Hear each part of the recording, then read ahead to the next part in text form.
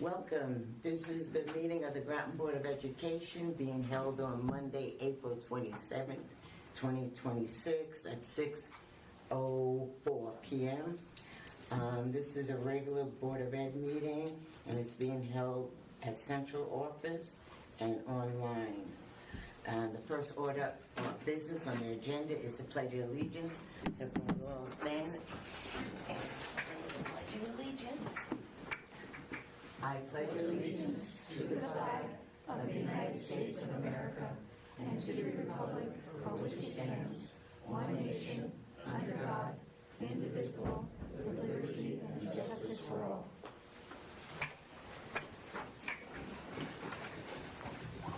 Okay. Present this evening for board members, we have Jen White, Mitch Shimbrock, myself in person, and online we have Dr. Andrea Ackerman, we have Adrian Johnson, and that's it. Okay, thank you everyone for coming tonight. We have recognition and participation of visitors and delegations, and the first thing is Purple Up Month for military children, and we have a proclamation from the governor. An official proclamation. An official proclamation. State of Connecticut, by His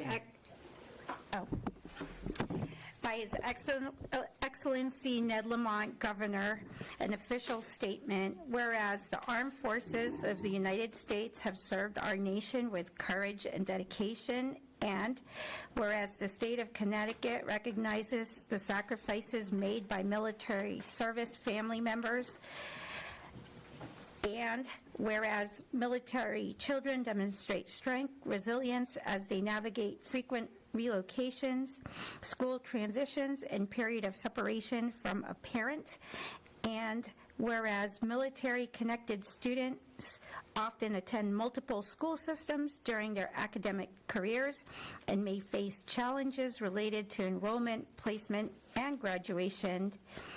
And whereas the state of Connecticut, a member of the Military Interstate Children's Compact Commission since 2008, supports equitable educational transitions for these students now. Therefore, I, Ned Lamont, Governor of the state of Connecticut, do hereby officially proclaim the month of April as the month of the military child, and April 22nd, 2026 as Purple Up for Military Kids Day in the state of Connecticut, in recognition of and in deep appreciation for the service and sacrifice of our military members, their families, and most importantly, their children. Governor Ned Lamont. Thank you, Jen. Susan, you want to say anything?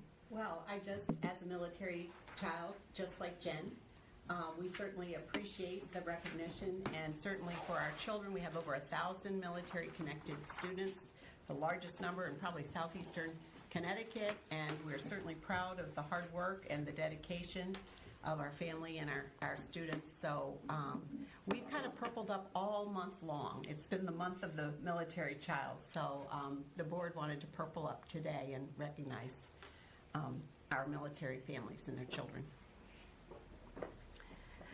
Any board members want to say anything? Ian, you have your hand up? Yes, two things. One, I appreciate, one, I joined at 6:05, just got in here. But I did catch the last bit of the announcement there, and I'm a military child myself, and now a military parent. I fully appreciate this, and glad that we're doing this. Thank you.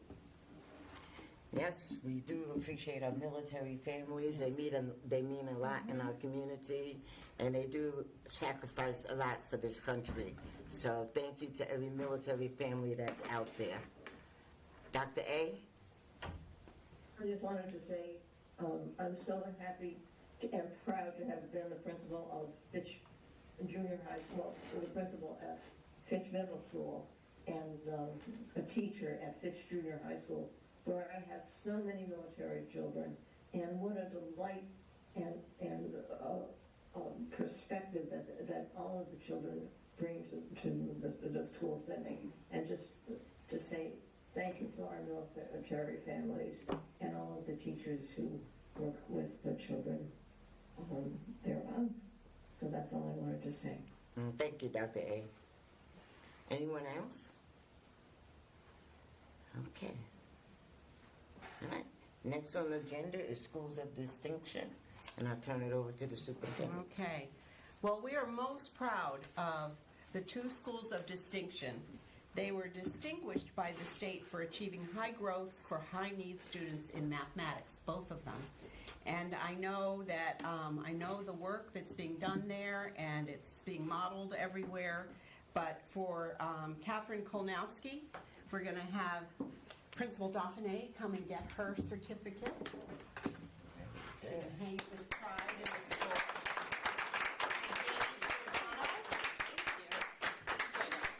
Wonderful job. So proud.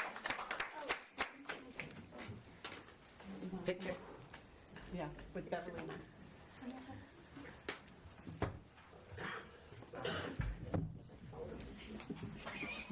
It's okay, gently, I'll just leave it. To open it up, or? Sure. All right. 1, 2, 3. Okay, perfect. Thank you. Do you want to say anything, Jamie or Chris? Feel Just free. really proud of it. Yeah, Really super proud of the team- kids. Yeah. Team for the kids, but our teachers, it takes a lot of effort, not just from classroom teachers, but also interventionists, specialists, everybody special ed, everybody. And our kids. Yeah. But thank you. Thank you. We appreciate everything you do for us. Thank you. Next is Principal Dauphiné is retiring, Yeah. and we just want to thank her for her, 35 years? 31? Of education, Of education. 30. 30, and how many years in the school district? 18. 18 in Groton. And where'd you start out? Started in Killingly, In Killenly. went to Griswold, Uh-huh. and then came to Groton. Okay, and then you were assistant principal first. Here in Groton, yes, at Pleasant Valley, Mary Morrison, and Fitch Middle School. Okay, and then you became the principal at Catherine Kanaski Yes, after Mr. Bassey left, right? Yeah. right. So you've been there a long time, 15 years. 15 years, and you have taken that school, Yeah. you moved it in the right direction. Skyrocketed. Yeah, and we thank you for that. As a matter of fact, I wrote about it in board notes and wrote to the board, and I said, as founding principal of Catherine Kolnowski's STEAM Magnet School, Mrs. Dauphiné has been instrumental in shaping both the vision and success of the district's magnet programming. She has been a true leader of leaders, guiding staff in the development of innovative curriculum, advancing best instructional practices, and cultivating a learning environment grounded in creativity, inquiry, and high expectations for all students. And all means all. And that's what you all got that School of Distinction for. It means everybody can rise.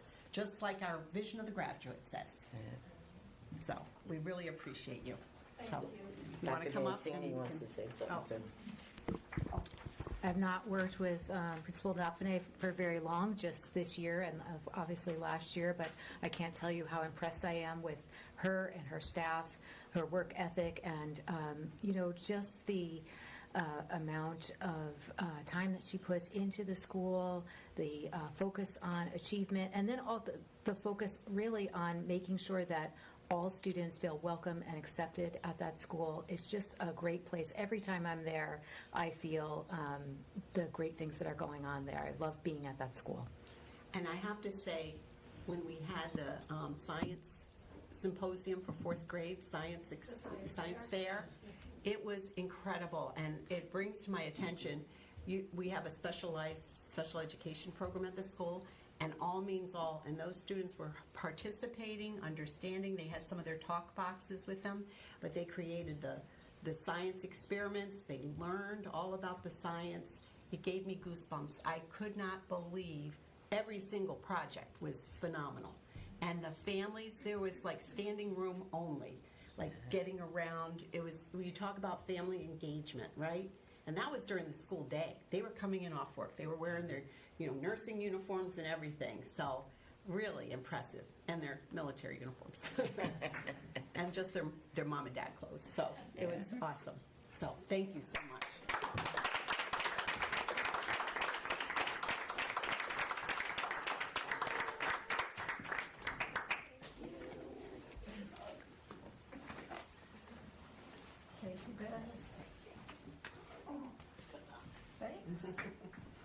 Tell us all about it. Yeah, I absolutely will. And I just want to say, it's nice, all these words that you say, but it is a whole family at CKMS that accomplishes all of that work. I am so proud of our staff and our students, and everybody really works together, and it is a team effort. Absolutely. Yeah. Thank you. And tomorrow's STEAM night at Captain Tomorrow Canassa. is STEAM STEAM night, night, and yeah. so I invite every board member to come by, because I couldn't be more proud of the work that we do. And it really is a perfect night. It is. And when does it start? It starts at 5. 5. Goes 5 to 5 to 7. We have all of our community partners will be there, our students, all the work that we do, lots of demonstrations, lots of robotics, and Is the robotics team there? the robotics team will be With there. the new robot? And so it's a wonderful night, and my entire family is coming. Oh, Ah, that's wonderful, oh, that's Chris. nice. Yeah. So I hope to see all of you. 5 o'clock. I'll be there. Pop in. I came Yeah, last I year. got it, yep. It was You did. great. I It was saw great. And at some seats, there's a ribbon, a purple ribbon for Purple Up Month for the military children, and it has a little pin already with the got yours. Nautilus. So, does he? Oh, Yeah. yeah. Okay. All right. Next on the agenda is comments from citizens in regard to agenda items and other subjects of concern that lie within the jurisdiction of the Board of Education. This is the portion of the agenda where the board welcomes comments from citizens. Each presentation should be limited to 5 minutes or less, and citizens should, if possible, submit written comments. Presentation should be related to matters pertinent to Groton. Board members will only ask questions in order to clarify the speaker's presentation and cannot respond during the comments of citizens portion of the board meeting. Citizens should make their presentations from the podium and state their name and addresses for the record. And tonight we have Mike DeFranco that would like to come and speak to us. So I can send it digitally too, but I just printed out 2 copies Okay. for you guys. But Thank you. yeah.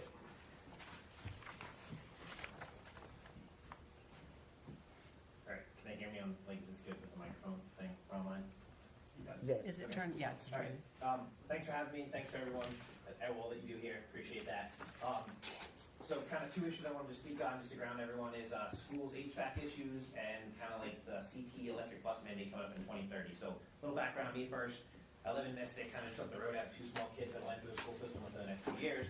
So, right now I'm the Parks and Rec commission chair, so I'm, trying to get more involved. I feel like the way to, make stuff happen is to get involved, and that's how, so I'm doing that. Kind of my background, I'm an engineer. I used to work for York & Johnson Controls, which is like an HVAC company. I used to work in New York City designing chillers and then, rooftop units and stuff like that. Then I did chiller designs for submarines, and now I'm doing manufacturing engineering at Electrical. I spent some time this year and really went over the whole budget for the whole town, because in the Parks and Rec, we're trying to get fields built, and I know some of them benefit the school also, but I was trying to say, hey, where's the money? Does there make sense to reallocate? Like, is there good use of money, wasteful money? So I tried to analyze the whole thing. One thing I noticed is that there was 2 items for CIPs in the Northeast Academy and the Catherine Koslowski, I think. I might pronounce it wrong, but schools. And I dug in a little and said, what are these? I was a little concerned the schools opened September 21, so less than 5 years old. The HVAC systems are, I don't want to say failing, but it seems like what I got out of it, and I did have a conversation with John Berg a lot on a bunch of kind of budget items, was that basically, in my opinion, the design firms, I used to work with design firms doing engineering, they didn't do their diligence, so they failed, in lack of a better term. They didn't design, the Northeast Academy is kind of in a swampy area, it's in a unique area, maybe it wasn't the best area for a school, but here nor there, right, water under the bridge. I think we should hold them accountable. I had asked John, why aren't we bringing a lawsuit against them for design failure? They didn't really design the system correctly. The dry and wet bulbs weren't taken into account. Basically, in an HVAC, everything is better when you over-engineer it except HVAC. Because when you go into it, the kind of the technical one is that you want to run it for a longer time to take the humidity out of the air. When you run shorter cycle times and you have a bigger unit, you don't take the humidity out of the air, so you get all that humid stuff in it. So I asked John, why are we going after them rather than trying to spend $8 million of our taxpayer dollars to go fix these things? Right now they have a temporary fix, but he recommended I come to the Board of Ed and kind of say that to you guys. So I'm here to help, right? I have some background in it technically. I'm not meant to go into all the details right in this meeting, but I'm here to help. I'd recommend that we do pursue that as a design failure from the engineering firms, whether it's one or two for the schools, and go for that. So I can help, I'm here.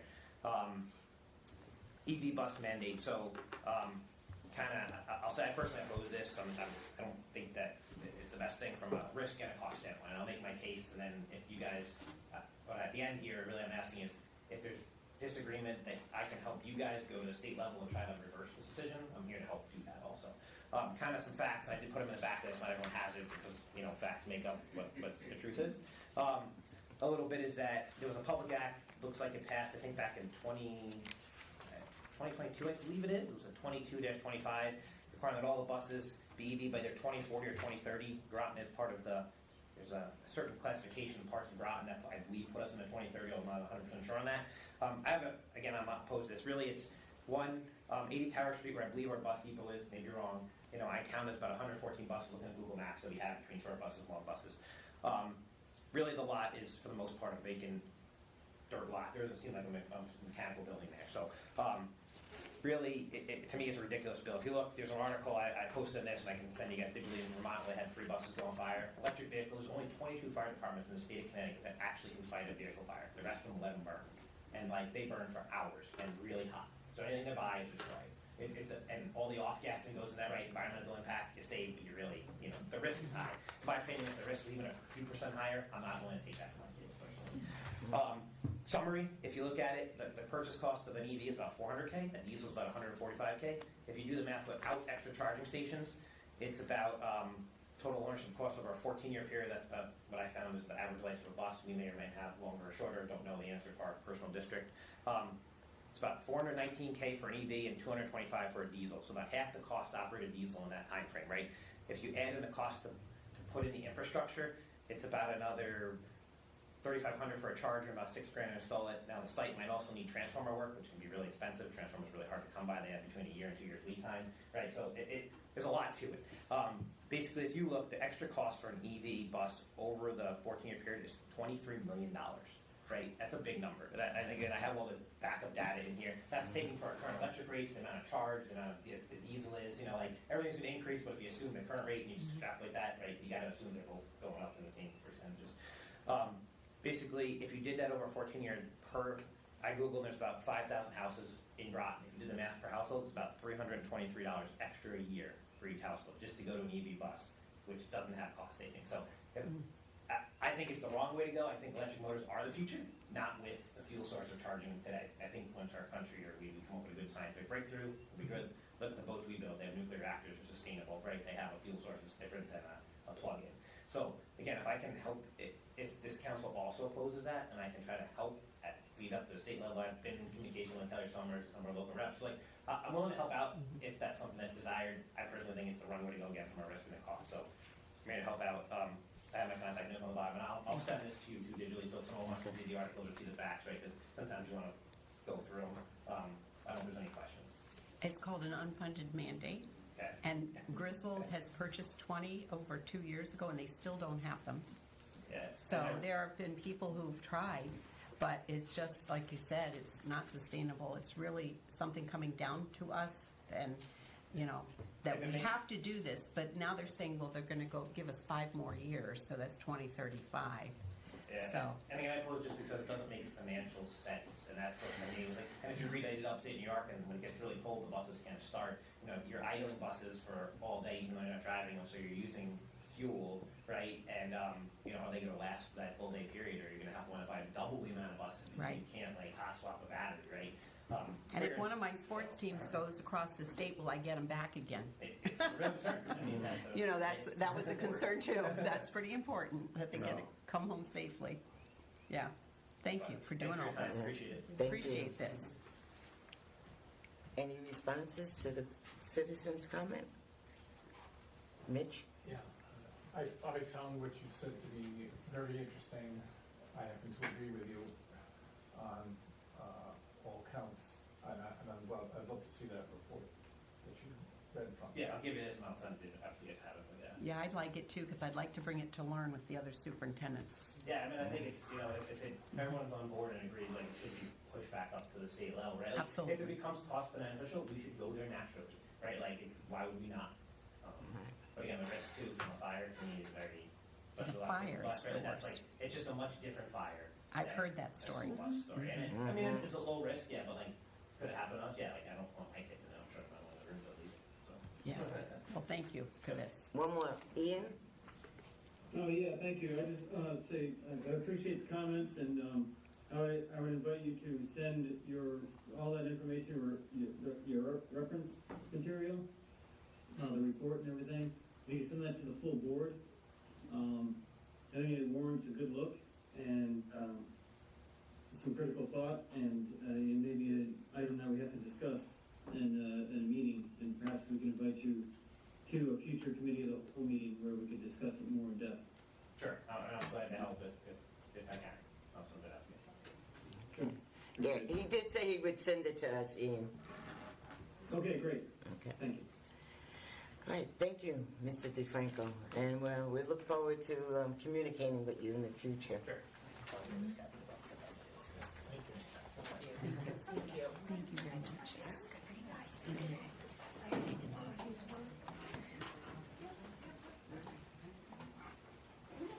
Okay. The next item is student representative report. Ryan? Nick. Sorry about that. No, you're good. From the senior class, we're just now focusing on future events coming up. So the prom at Pequot is settled. We have our total count. Now we're just waiting for May 8th for the students to go celebrate. The event should be handled completely by Pequot, so those students will have to stay after to clean up or do anything like that for the prom. So it should be a good night. Also, we decided to go to Seaside for our senior trip when we were originally planning for Holiday Hill. So it will be a lot cheaper, meaning that students can go for free. Wow. Which, yeah, we thought was a nice breakthrough because our prom tickets were a little expensive, and I know that it deterred some students to go away from that event, and we don't want to shut out, a certain group to go to our event. So Seaside we think should be fun, and just having everyone being able to go is a plus. We want our senior trip to be a bonding experience for all students. Now, how is Seaside set up for the senior trip? You talk about Seaside over there? Yeah, Okay. Westerly. We're gonna have the Groton buses. The Groton buses will go ahead and take us. I believe we'll be leaving at 9 a.m.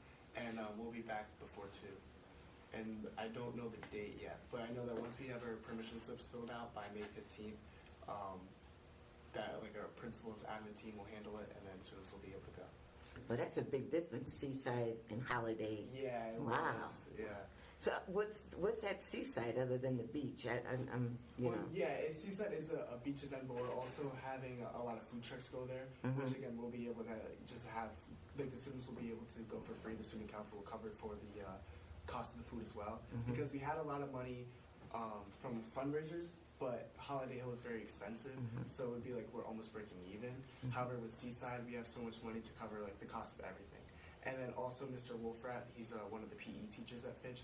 He runs Seaside in the summer, so he'll be able to create a lot of events to make it more than just a beach. Like there'll be pickleball and basketball, and all these other things. So there should be something for everyone. Okay. How much are the tickets for the prom? $65. Okay. A couple? Is that a couple or per person? No, per person. Per person. Darn. Yeah. Go ahead. Okay, I guess this is just me being old. Turn I on don't your mic even know there, where Jen. Holiday Hill is, or Seaside. Seaside, I know, is in Westerly, Rhode Island. Okay. I actually don't know where Holiday is, but it was recommended to us by one of our advisors at the beginning of the year, because the previous year, students went to Eastern Point Beach, and I know a lot of the students didn't like that. So we were thinking, we'll make something bigger so that students can have, something better to look Memorable. forward to. Yeah. Yeah, But okay. we ended up on Seaside, but I think it'll be just as memorable. Yeah. Especially with Wolfrat running it, we trust him to make it fun for our students. Yeah, no, definitely. Thank you. Yeah. And then I know the junior representatives aren't here, but I know for the junior prom, it's looking well. Originally, a lot of students said we don't want to go. There was a stigma with the middle school hosting the prom there, but now I know that a lot of juniors are going to attend, and I think it will be a fun night. But yeah, Winter can let us know when she's back out there. And the junior prom's at the high school. It's at the middle school. At the middle school. Oh, okay. And what's the date of the junior prom? Do you know? I'm not sure. What's the date of your prom? May 8th. May 8th.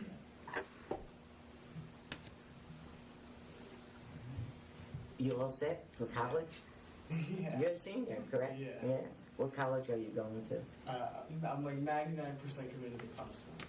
Clemson? Going Oh, south. Clemson. My daughter went to Ah. Auburn. Yeah. Yeah. I think it's fun. Yeah. Yeah, Well, what's that 1% that you're not sure about? well, I don't know. Like it's just a little nerve-wracking, but I know I want to go to Clemson. It's just a little far, but I'm also not afraid of the change.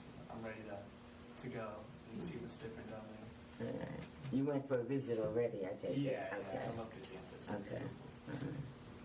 Well, come back and let us know how the education in Groton helped you in your college life.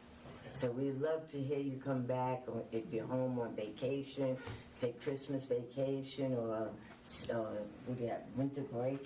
Yeah, come back and please come back and talk to us about your college experience for the first 4 or 5 months, or if you want to come back at the end of the year next year and let us know.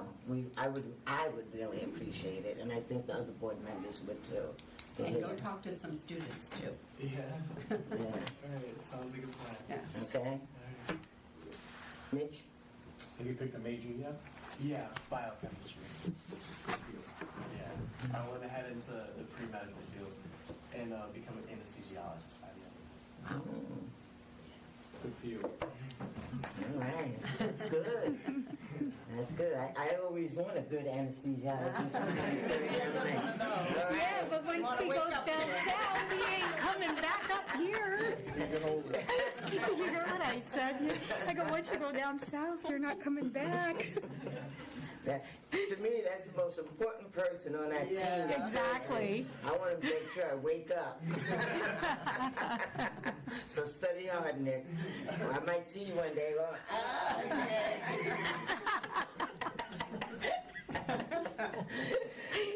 thank you, Nick. And good luck if we don't see you before you leave for school. Good luck to you.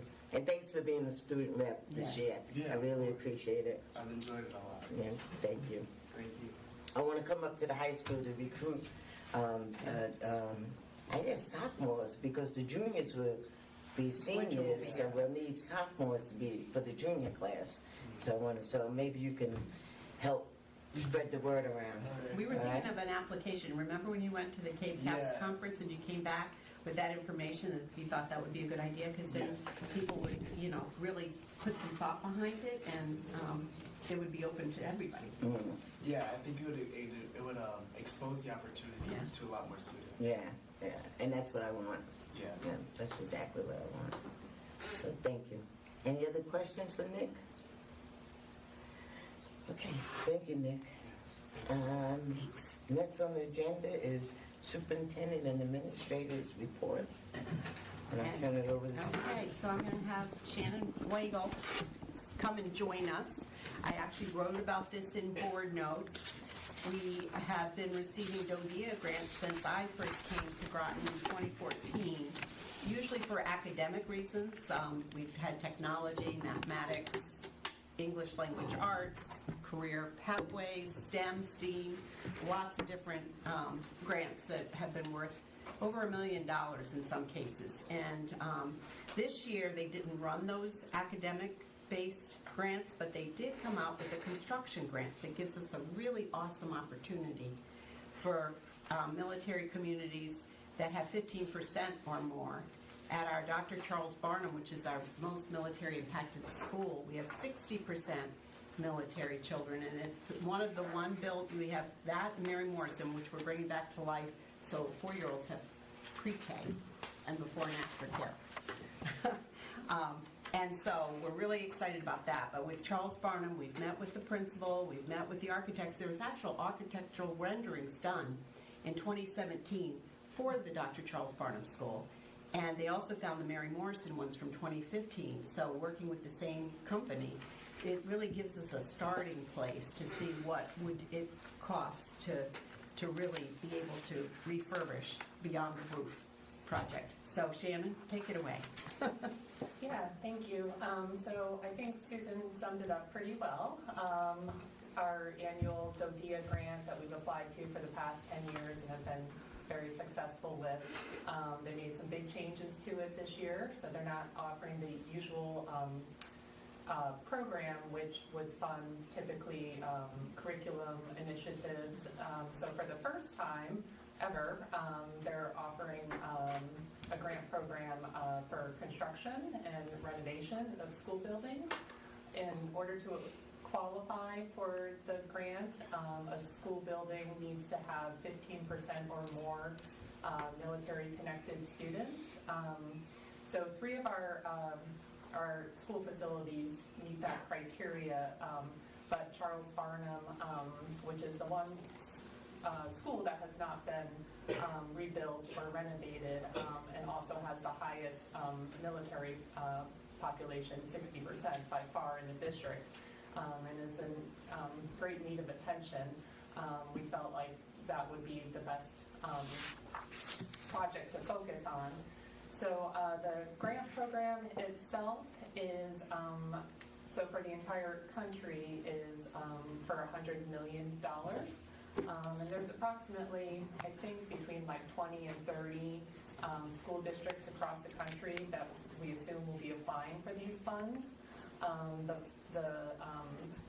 The grants range in size from a minimum of $250,000 up to $25 million. So as Susan said, we actually met with our architect today to talk about the feasibility study that was done back in 2017, and we're going to be meeting with them over at Charles Barnum with Stephanie Sawyer next week, and probably a couple other staff members to do a walk through the building. So they are going to update that feasibility study, and Stephanie's going to, and others are going to talk with them about some additional improvements that they'd like to make to that building. We're also going to, just out of interest, just also, I forget what they called it, but basically do a rough estimate as to what it would cost to build a new building, just so we can look at those 2 numbers and really give it some thought before we submit the application. We'd also reached out to the state, to the school construction department, just to see if we could also qualify for a school construction grant, which would increase the total amount for the project, and it looks like we can do that. There's just a pretty extended timeline in order to receive those funds. So lots to think about. The application is due May 22nd, and we're pretty confident we'll have all the information that we need in order to submit a competitive proposal. We will be meeting also with our representative with DODEA this week, that we have a close working relationship with, just to kind of talk about some of our ideas with them and see if they think that that's within range, that would make a competitive proposal, just to get their feedback. And it's a 5-year grant like the others, so it is something that we could, if we had to fix a part of the building each year, however we stagger it, we can kind of make it work. Yeah. Jen? And then Mitch? So the rendering drawings for Charles Barnum from 2008 17. or 17, does it have like a cafeteria and like potentially like a dedicated gym, just so that it could be equitable to like some of the other schools? Yeah, if we're gonna... so the feasibility, I believe that's what, or facilities improvement study that was done, was really just to renovate what's there. So, and to improve, what we learned today was mostly the mechanical components of the building. But I think that's why we'll be meeting with the architect and Stephanie and her team next week to also talk about like programmatically, like what we might want to either add to the building or change in the building, if we can raise that amount of money. Yeah. And her figure was that their figure was, it's about $800 a square foot, and gyms are pretty large. So that can be the bulk of a project, you Yeah. know. Or a cafeteria. Right. Mitch? Han, no, I thought from Mary Morrison, people from Charles Barnum have to go in the morning, pick up the food from the refrigerator, bring it over, because it's just not adequate. So if we're looking to make some improvements, that would be one of them, so that people from Charles Barnum don't need to transport food in the morning. We don't do that anymore. We They have a don't? kitchen. We have a Okay. fully staffed Because kitchen. when we visited with Ernie I can't remember when, that was still taking place, so. Do you know about that, Sue? We deliver food from Mary Morrison to all the schools because that's where they do the baking. Oh, okay. Yeah. It's specialized items. Yeah, okay. My question was, did you say there's $100 million for the entire country? Yes. So that's going to be a very competitive Yes. thing. I would assume so, yeah. That's why we called the state, because we felt if the state could do their part and the federal government could do theirs, we might be able to have some synergy there. We even looked at some of the prime things were safety, security, and a sprinkler system and a vestibule, so we might focus on one piece of it at a time to get it upgraded. Is this something that our congressman can help us with somehow? I think that's a great idea. Congressman Courtney? Yeah. I think that's a great idea. Reach out to Yes, him. we'll definitely keep them up to date on what we're planning and ask for whatever support or. Yeah. Okay, thank you. Any other questions? Okay. Thank you, Shannon. Thank you. Thank you, Shannon. And next on the agenda is a report from the Director of Finance. Okay, so I'm going to start. We have a few reports in this packet. I'm going to start with the general fund report, which is the first attachment number 2. And as we discussed in the facilities, finance and facilities meeting, the balance on this report shows about $143,000. That's not taking into account the non-lapsing funds, which I added in the report that we plan to receive from the town from last year once everything is settled.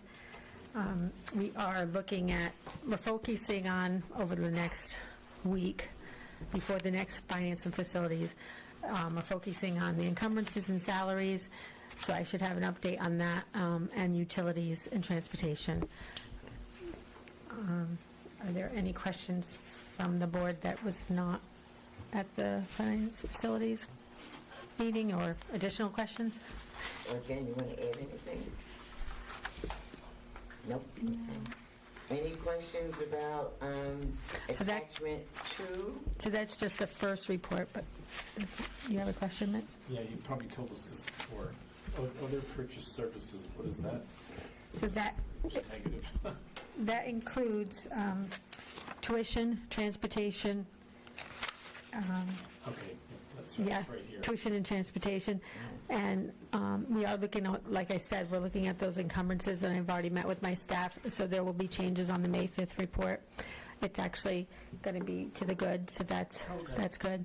On that side, utilities, unfortunately, will be not to the good. It'll be going up because we're starting to get in March and April's bills, which were very high because of the weather and the rates. So I anticipate, one category going down, but supplies going up because that's where this utility costs are located.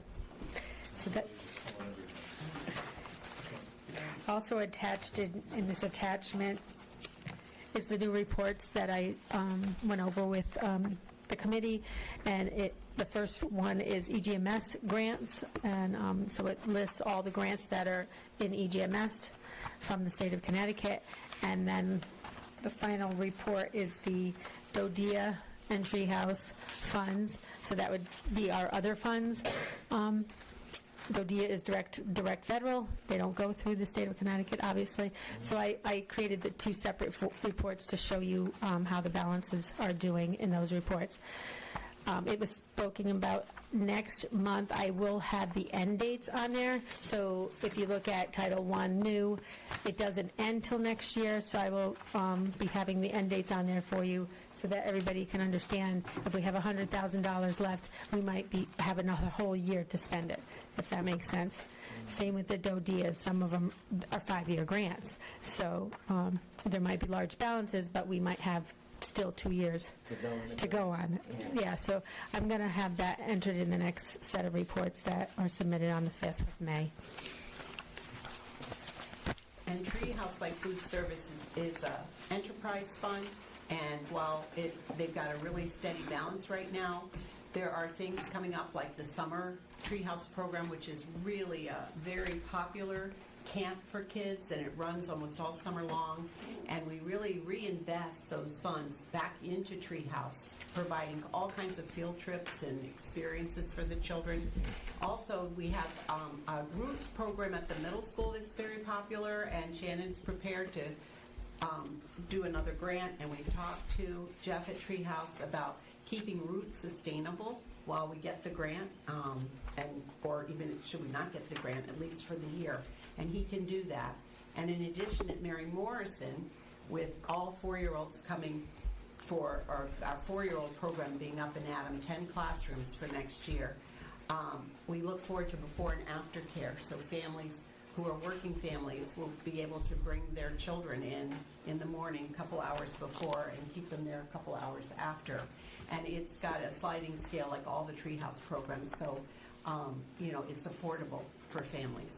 So just to know that even with the Treehouse balance, it's an enterprise fund, and it recycles and regenerates, and it's there for getting a couple other programs, keeping a program going and getting another one started.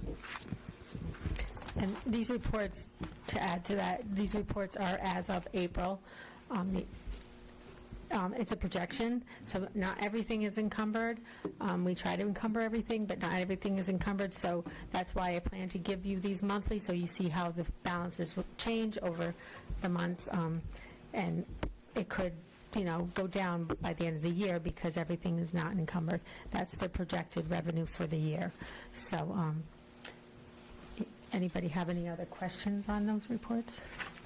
I know it's a lot of information.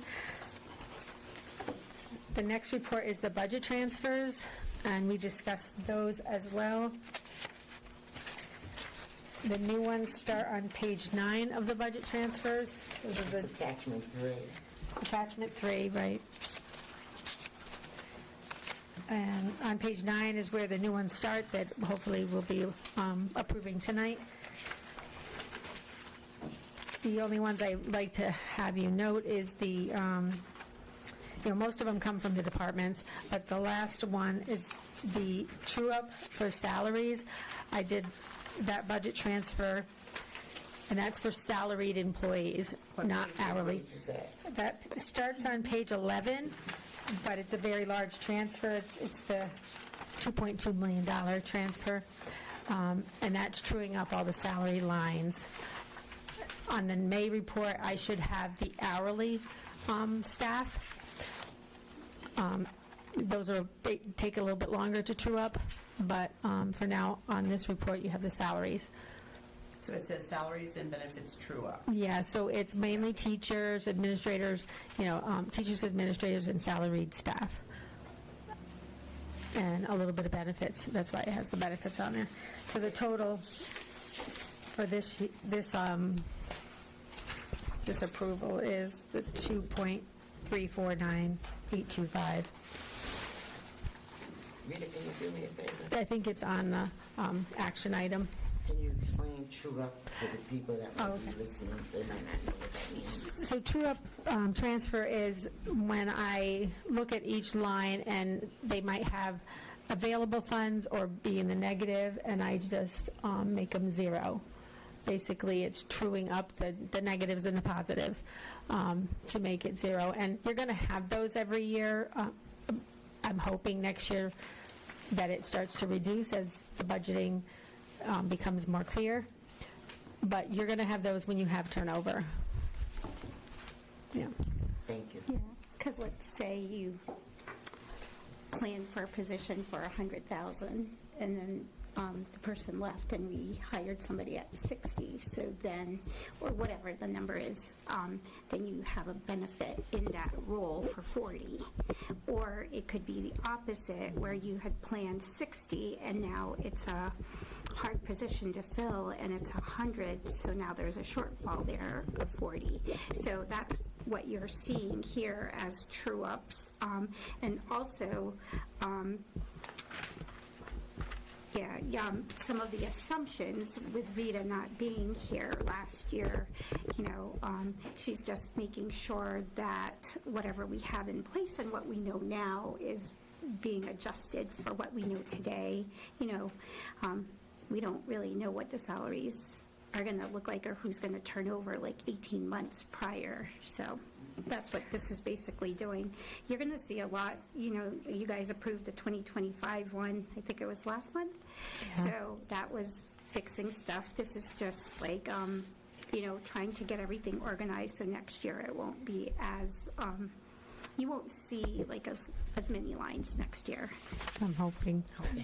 I have faith in you and your team. You guys are doing well. It also includes, which may be small, but if a staff member takes an unpaid leave, you save a little bit of funds, things like that. So it's about truing up their salary of what was, like you said, assumed 18 months ago.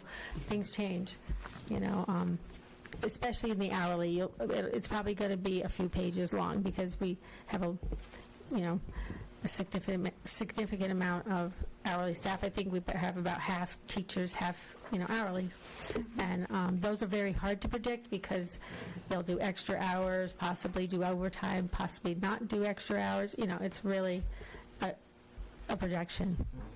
Yeah. You got to.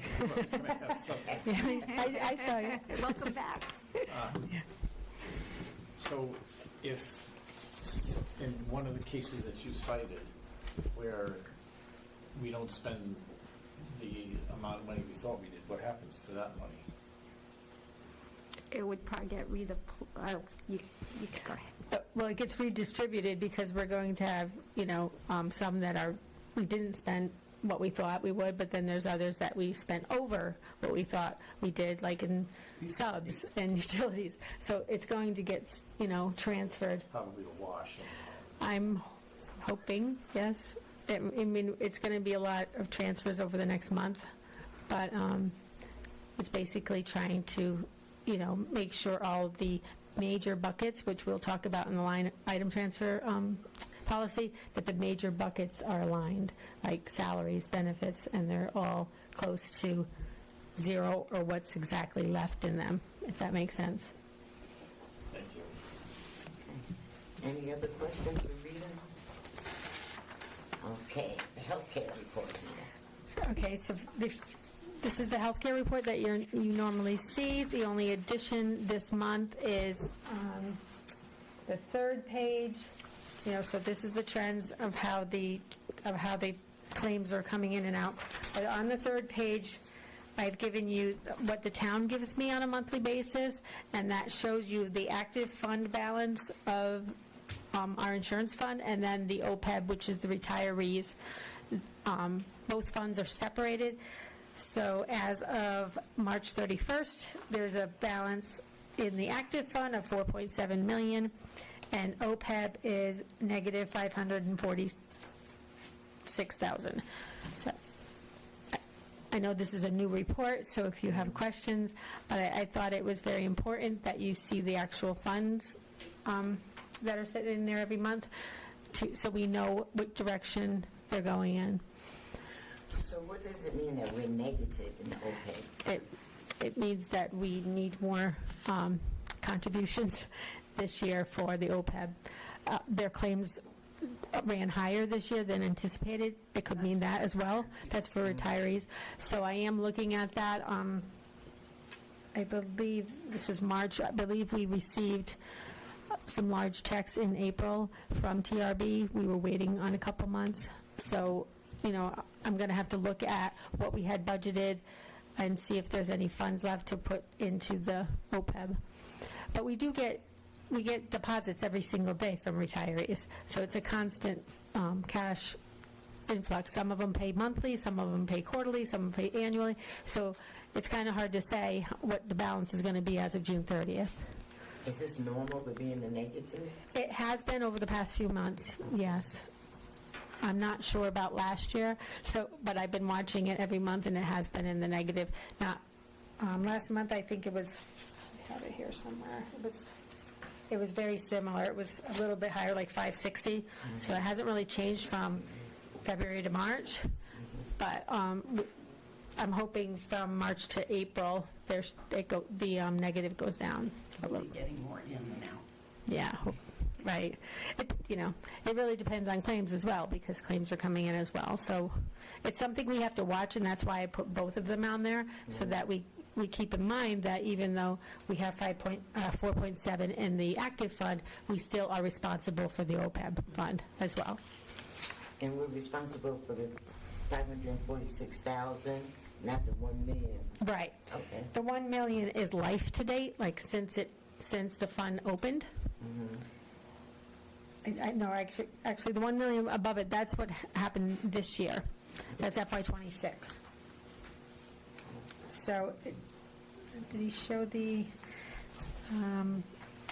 it looked like last year, or the life to date, but if you look at the, it says cash FY07 to FY25, there was a positive. So it looks like this year the claims are running higher than normal. And that could be what's on this front page, right? It says how many claims we have. Yeah. And how many large claims we have. Right, exactly. All right. Mitch, go ahead. I'm sorry.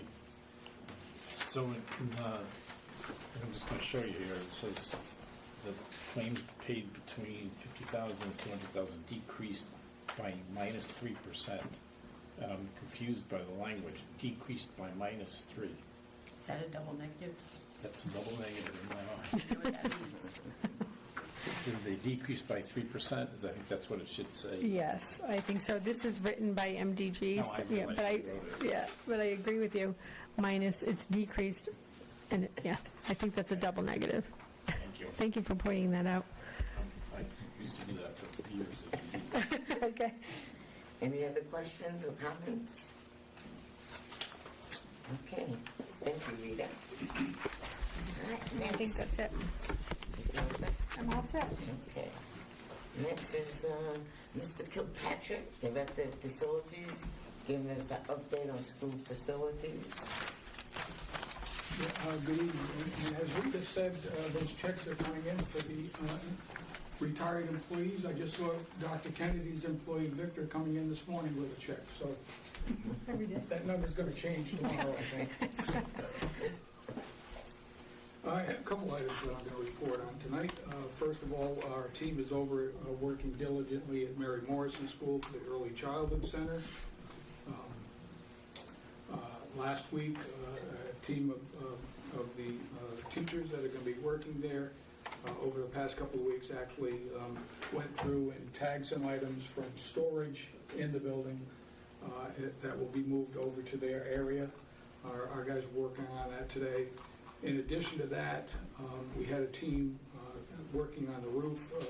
You may recall that we did testing, HVAC testing in that building, and there were some requirements for upgrades. And so our team is over there installing exhaust units. The other testing that we did previously was for water testing, and we will be retesting a couple areas in the building after running the water again this week. Because the building had been closed down or not been used. That portion of the building had been used in so long. So the city will do that testing again next week at some point.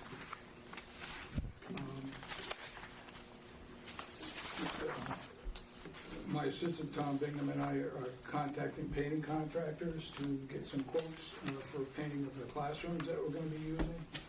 And I know that the egress windows for 5 of the classrooms have been ordered. And we are, which will be 4 to 6 weeks for delivery and then installation thereafter. And we will be adding to, we called today but didn't get an answer today, but we'll be adding probably 5 more egress windows to that order so that we're ready for the next section of the building. This is all paid for by the Department of Early Childhood in the $600,000 construction grant that we received. And then there's an operations side too, and I think both of those have increased even more since the last time we talked. Additionally, we've been working on the robotics situation. Dr. Kennedy and some others have been getting pricing on the structure for their field outside of the wood shop. And our team is working on cleaning out the wood shop, excuse me. And some of those items will actually be sent to the town for auction out of that area to make room for robotics in the old wood shop. And somebody already reported on Charles Barnum. We did meet with Silver Petrocelli today. And I think I don't really have anything to add to that other than we'll be working in concert with the team to make sure we get that moving forward. Thank you, Sam. Any questions? Jen? I did. So I know, Susan, you sent out an email saying that the state, we're all good there, right? What's the next step with the roof replacement and the bid process? And do we still think we're going to be able to start during the summer? Did I miss that part? There's a meeting at the state at which time we'll make our case, and they will at that point tell us that we can go out to bid. Well, they've already approved that. I thought That was already approved. Okay. Yeah. So then what are... Silver Petrocelli is putting that bid package together for you. Big package, Yeah, okay. they're taking on. Ian?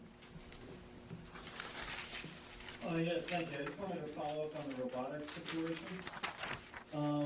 We received a couple of emails looking, one had a wood shop floor plan and a temporary field space schematic. And I'm curious to know, like, how and there's another email that had the timeline in there as far as the best case scenario.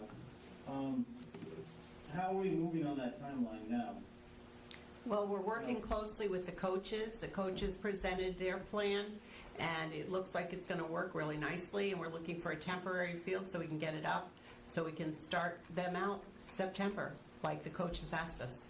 So the two versions of the temporary field house, I guess, there's still going to be about $15,000 to $20,000 expenditure there?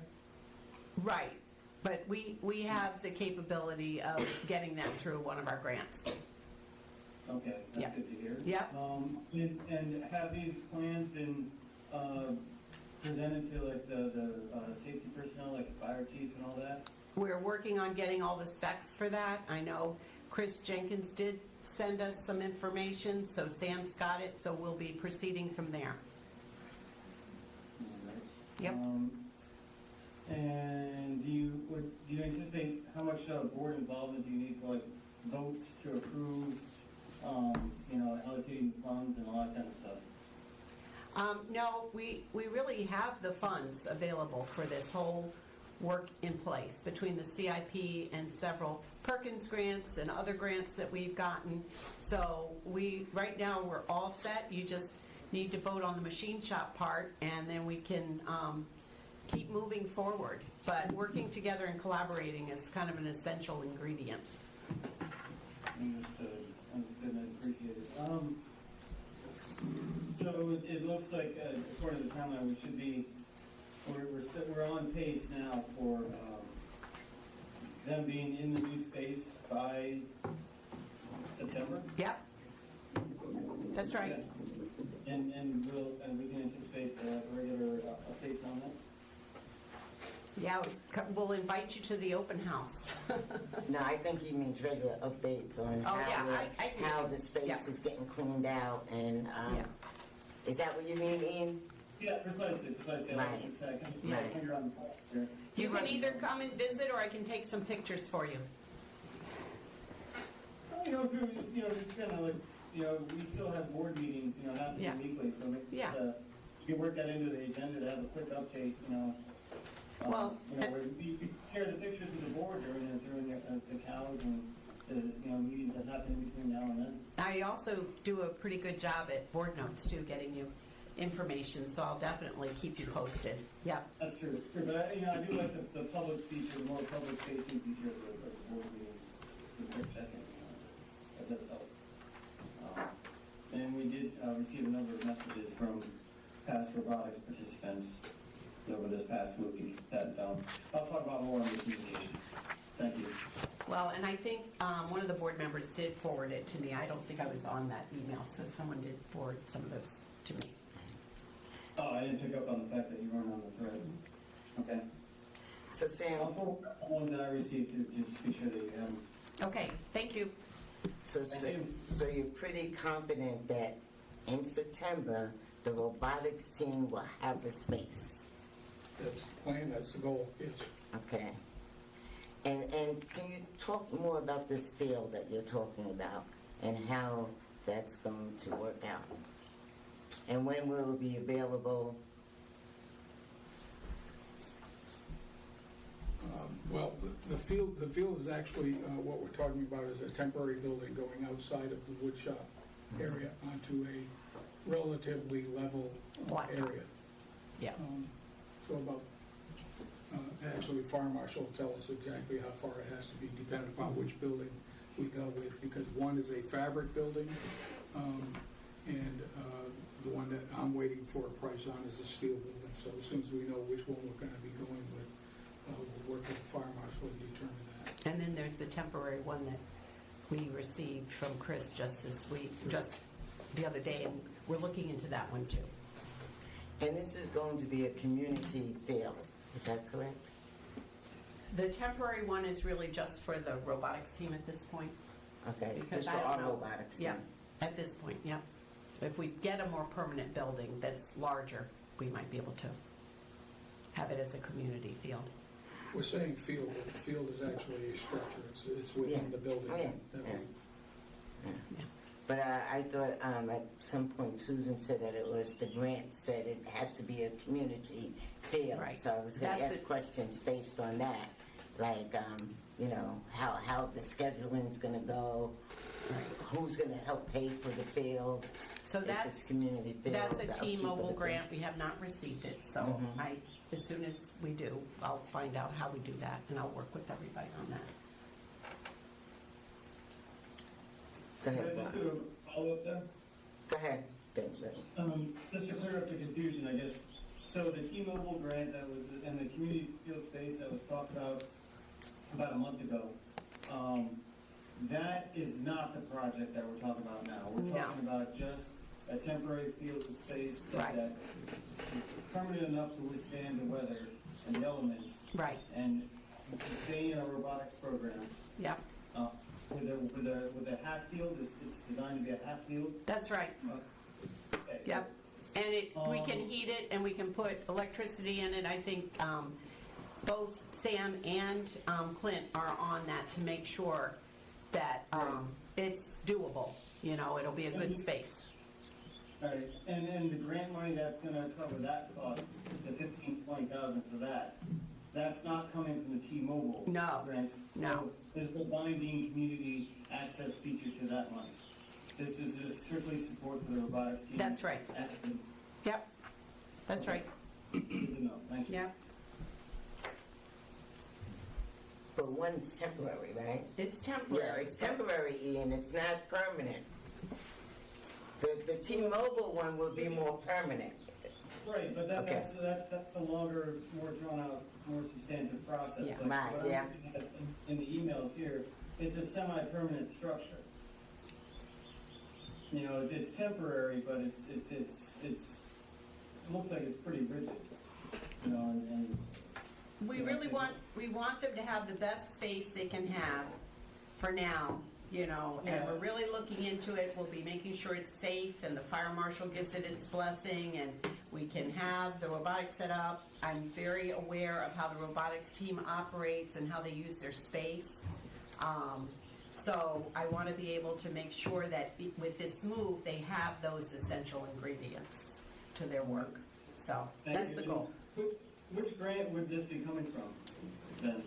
So there's Perkins and there's a CIP, so for getting the machine shop ready. So we're looking at both of those.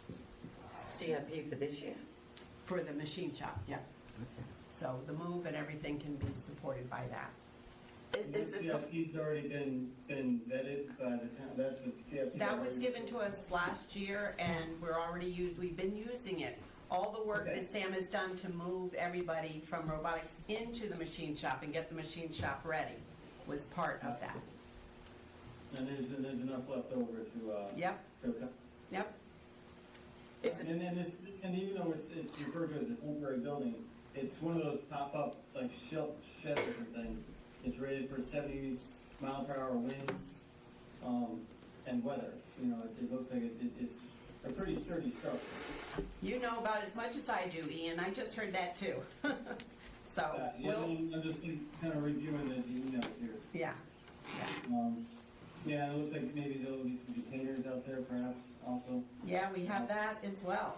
We've been able to get the containers, so some of their equipment is being stored in the container, and we've even looked into a couple containers with a roof. That seems to be more permanent, but we really want to get them the best we can get them. That's great. I'm glad to hear it, and Yep. I look forward to regular updates on that. And I'll try to come to this spot. Thank you. Thank you. Is it possible that you all can give us a timeline for the robotics move? I'll be working with Sherry and Chris, and we will definitely come up with timelines because that's really important. Can we try to get it by, what's this, April, the end of this month? Yeah. Okay. We'll I'd know like a to little see more that by the end of this timeline. month. Yeah. That'll be good. Right, Sherry? Sherry, do you have anything you want to say? This time, just a timeline would be great. Yeah. We'll work together on that. Jen? So I want to say thank you to Sherry and Chris who put up another plan to get all of the equipment into that wood shop. I know there was a lot of time spent on that. There's research that was done for temporary position, structures for the fields. So thank you for doing that and giving us alternatives. Otherwise, we wouldn't be here, at least with multiple options, right? So kudos, to doing that piece.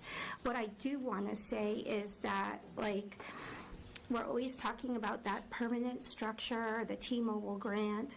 I want us to make sure that when we're planning out for a permanent structure and building, that we are not selling the soul of the Groton district by having it be a shared resource. Because if the grant is only $50,000 and then all these other schools can come in and utilize the time, and it's impacting our team, we need to evaluate that. It just can't be free because we have the responsibility of the space, we have the responsibility of the building, we have the responsibility to our students. So when you're looking at that grant, and if the amount is minimal in comparison to the overall structure, that needs to be shared and discussed before anything is decided upon. And that's just my opinion, but I don't want our robotics team to make sacrifices for an amount that may not be the true value and what we would get as a district. I agree with Jen with that statement. I've I actually had got- lots of questions about the community. I've sharing. already gone to the president of EB asking him if he wouldn't take part of the Waterford Mall and make a field for all teams, because I think that would be an awesome opportunity to grow the robotics around southeastern Connecticut. What did he say? I said, oh, that's a good idea, and it was actually Clint's idea. So we'll keep working on that. Maybe you can help me, Jen. But yeah, those are my concerns too about the community, so I'm glad you brought that up, Jen, because I was going to talk about that also. So, Ian? Yeah, I just would, thank you. I just want to echo that as well. Thank you, Jen, for articulating that concern. Appreciate it. I feel the same. Yeah. Sam? Just two more quick items, if I might. I didn't get the name of the gentleman who was here with the Mike DeFranco. situation. I'll check the notes later on. But, Okay. he's come up with some of the same results that I've been looking into over the last couple of years, too. And maybe, It'll be Mitch, good could we to get have his that and report. Susan could photocopy it and give it to everybody? Did you put more numbers on there for us? Is it different than what it gave you? Oh, I think I have that. Okay. So I don't want to take yours. Let me see. Jen has it too. I have it too. Yeah, I got it. So you Okay. keep yours and I'll keep mine. I've got one, Sam. Okay, great. Okay. That's great. And I also want to thank Shannon.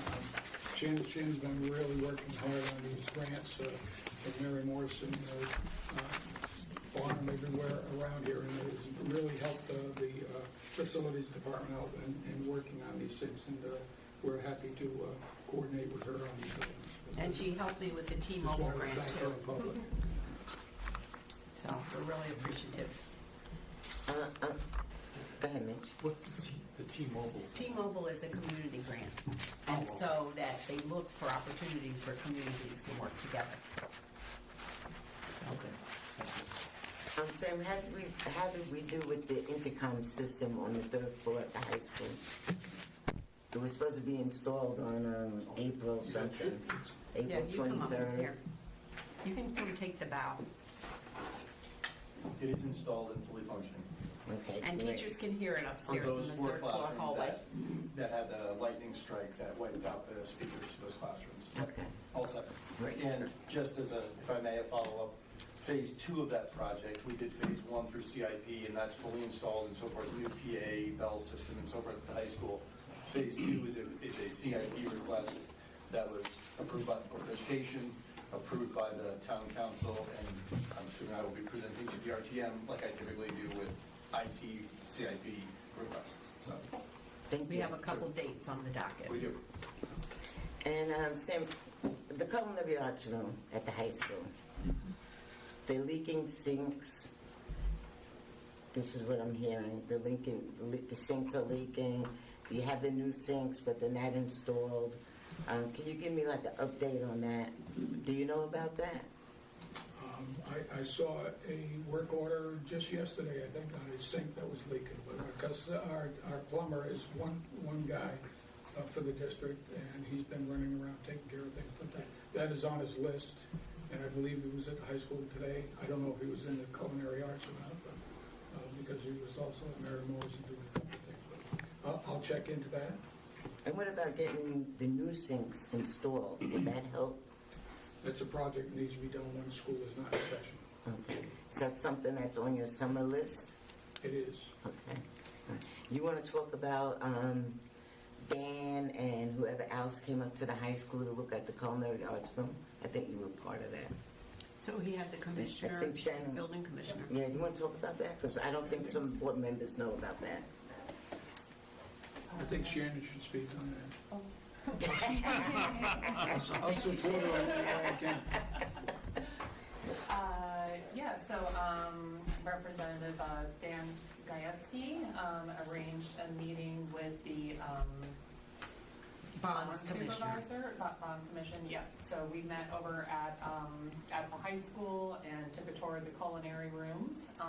So, yeah, we updated them on, we had gotten a scope of work proposal, I think, again, about 5 years ago as to what it would cost approximately to renovate those rooms. So we shared that with them. And, we just talked about the career pathway program, how popular the food program is, how we'd like to grow that even further, how it aligns with labor needs in the region, and they seem pretty impressed with the space and what our plans are for the space. And we're just waiting to hear back from them. Okay. All right, thank you. Yeah. Jen, you have anything? Okay. Anything else, Sam? No, that would be it. Thank you. All right, thank you, Sam. All right, next, moving along, committee report. Policy, Mike's not here, but he said he would be here, so he's got some policies on the agenda to talk about. Curriculum, Mitch? No meeting, no report. Okay. Finance and facilities? We met on April 7th. Yeah. We met on April 7th.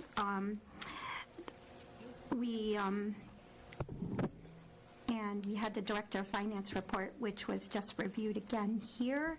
We also had the budget transfer report, which was also reviewed here. We got an update on the audit. We're all set there, Rita, unless there's anything new since April 7th. So I do want to say, there was a question about the EFS being done, and I was under the impression it was, but a couple days after our meeting, I did receive a email from the town requesting changes.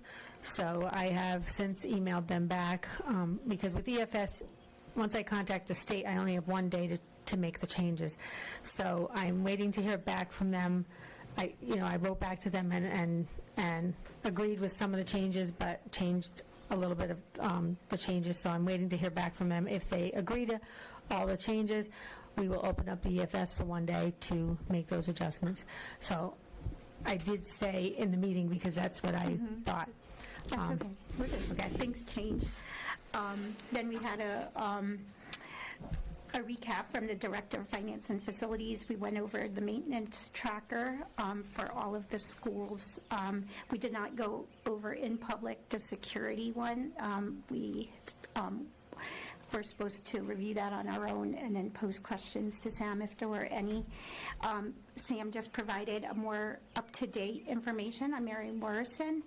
At that time, we were just looking at egress windows. At least now it looks like we put orders for egress windows. So what you heard from Sam is the most current in regards to Mary Morrison. We also discussed the solar panels, and I believe the person is going to come in the May meeting to give us an update on the solar panels. So be abreast of that if there's any interest there. And we also renewed the lawn maintenance contract until November of this year, and then we'll be open to further bids for going forward. No, or did we? How did we do that one? Because we did it till November.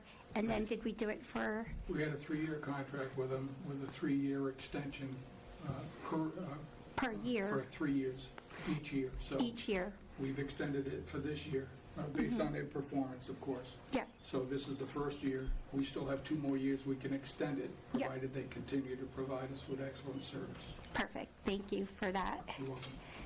And then we have future items in the docket for coming up for May. We're going to review one of the policies that was approved last month, and how it's going to impact the finance and the facilities area in regards to how we go out and track our bid proposals and stuff like that. So that's what's up for May, and that's it for finance and facilities.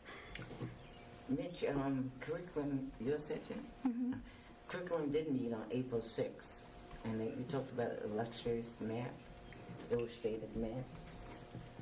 Right. Yeah, but I thought you were looking for since the last BOE if we had a meeting. No, like once a month. Yeah, so we did meet. Yeah. I didn't remember the date. Yeah, April 6th. Yeah. Ian.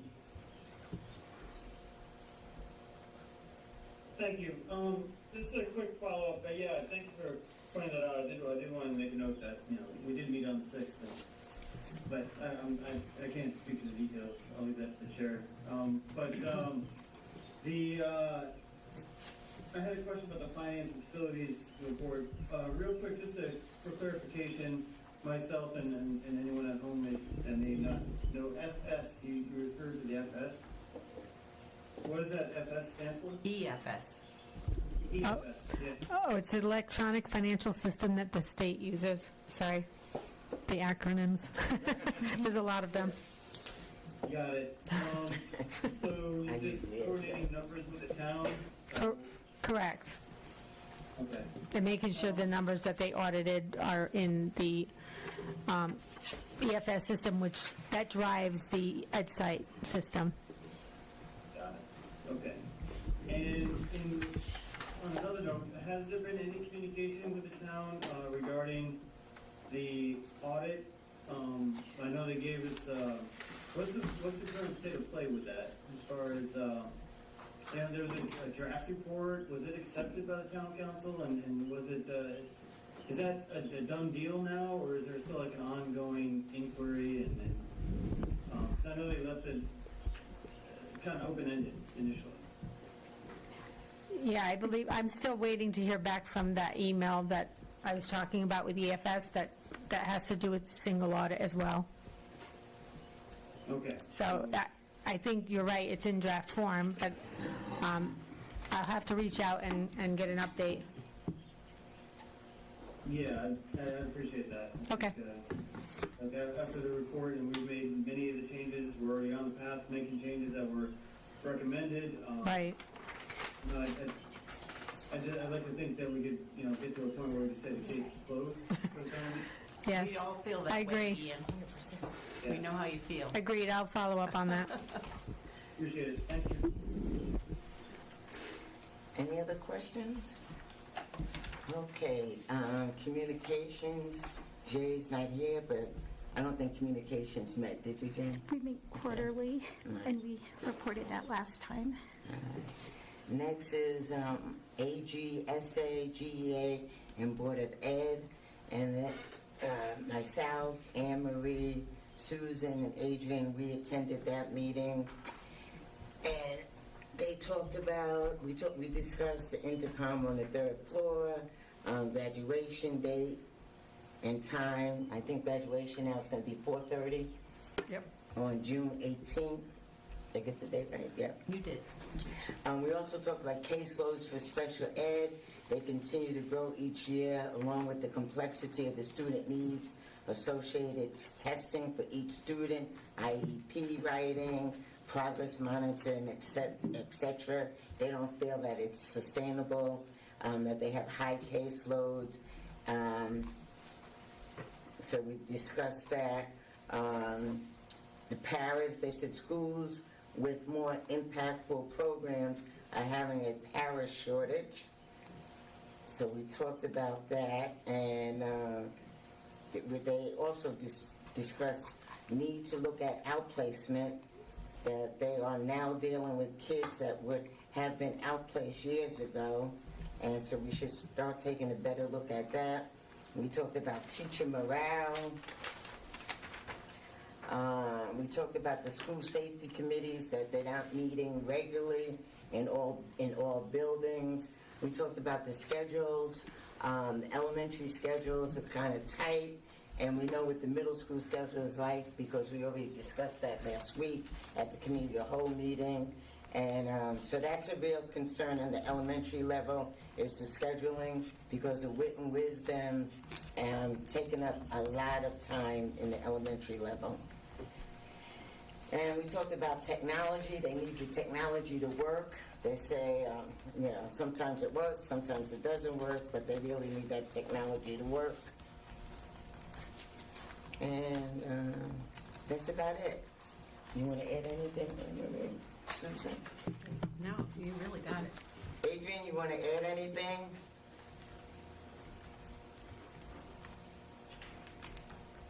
No, I think you got it. Okay. Ian, you have a question? Yes, yeah, thank you. In regards to the special education caseloads, were there any suggestions or requests, or what do we have? I mean, that seems to be a perennial issue, and the fact that it's trending upwards is very concerning. And we've talked about it a few times in the board level, but what was asked or what was suggested about ways to maybe combat that? I mean, obviously, getting more special ed case managers and teachers would help. So lower it. as they do grow, we really monitor it over the year to see what the caseloads are, and not just the caseloads, but the time that's on the student's IEP, because that also matters. And we are seeing some situations where we really are the least restrictive environment, but it might not be the right environment. So when it comes to that point, we do go to PPT and we offer other opportunities for families, or the families might come to us. So it's always a work in progress, and I would say that we're getting ready to meet now with all the principals to come up with a plan. Just this year, and really partially through a grant, Denise Doolittle was able to add a couple special ed teachers, a speech language pathologist. I think that was actually at Charles Barnum, which did have some extreme caseloads at the time. And I knew firsthand about that. So, we do respond to it, Ian. Sometimes it takes a little time because it might require the hiring of somebody. Luckily, we had this extra grant this year that provided for that, because I think it's a statewide problem, to tell you the truth. But we will continue to monitor it, not just for numbers of kids, but for also complexity. So, Appreciate it. And, yeah. and what is the current caseload maximum? Yeah, that's one of the questions they have down here. What are actual caseload numbers? But what I wrote is from the discussion was high caseloads, not what teachers are experiencing or what we are hearing. So they're saying the caseloads that they have are higher than what we're hearing about. Well, we're going to have better understanding when I meet with all the principals in the next couple weeks, so I can let the board know. And I go to breakfast with the unions every month, so I can sit with the union leaders and look at the caseloads myself with them. Is that something we can get an anonymized report on, as far as case manager A has this many cases on their Yeah, I can load? probably put a chart together for you. Yeah, that'd be Yeah. great. Of course, Yeah. it means no identifying details. Right. Just Yeah. appreciate it. Thank you. Mm-hmm. Yeah, and also they discuss how teachers have to go to after school activities, and they do a lot of extra stuff that's outside of their 8 to 3 or 7 to 2 time frame. And that I even went to a workshop at NSBA about teacher burnout, and a lot of teachers are feeling that they're getting a little tired, especially around this time of the year. It's exhausting. So. Well, and that is something that I think is a great concern. Is essentially what we're talking about is unpaid overtime. Right, that's what they say. Well, Yeah. and I think appreciation goes a long way. We're getting ready for teacher appreciation, but just for our teachers to feel appreciated by each other, the people they work with, by administration, by the board, by families, by students, that really means a lot. So, they are called to serve, and, their service is much appreciated, but I do know that, coming up towards the teacher day and the para day, we need to remember to say thank you, and we know what you're doing. Can I skip to Adrian, Ian? Oh yeah, I'm all set. I mean, there's not much more to say about that. Okay. Look forward to those reports. Thank you. Okay. Adrian and Mitch and Jen, you had your hand up? Yeah. Okay. Yeah, yeah, I was just going to speak specifically to kind of Ian's question. In referring back to that meeting specifically, I think it was mostly concerning in the middle schools, to my understanding. When we had those, school admin or principal requests and budget, the middle school was one of the areas of special ed teacher because the caseloads are so large. So I get the impression that we'll be talking about that again in the future. But I think that specifically the middle school caseloads are pretty heavy. You're correct about that. We've added a teacher to 2 grade levels. We might need a 3rd. So I'll be looking at that carefully when I meet with them, Adrian, but you're right on about that. Mitch?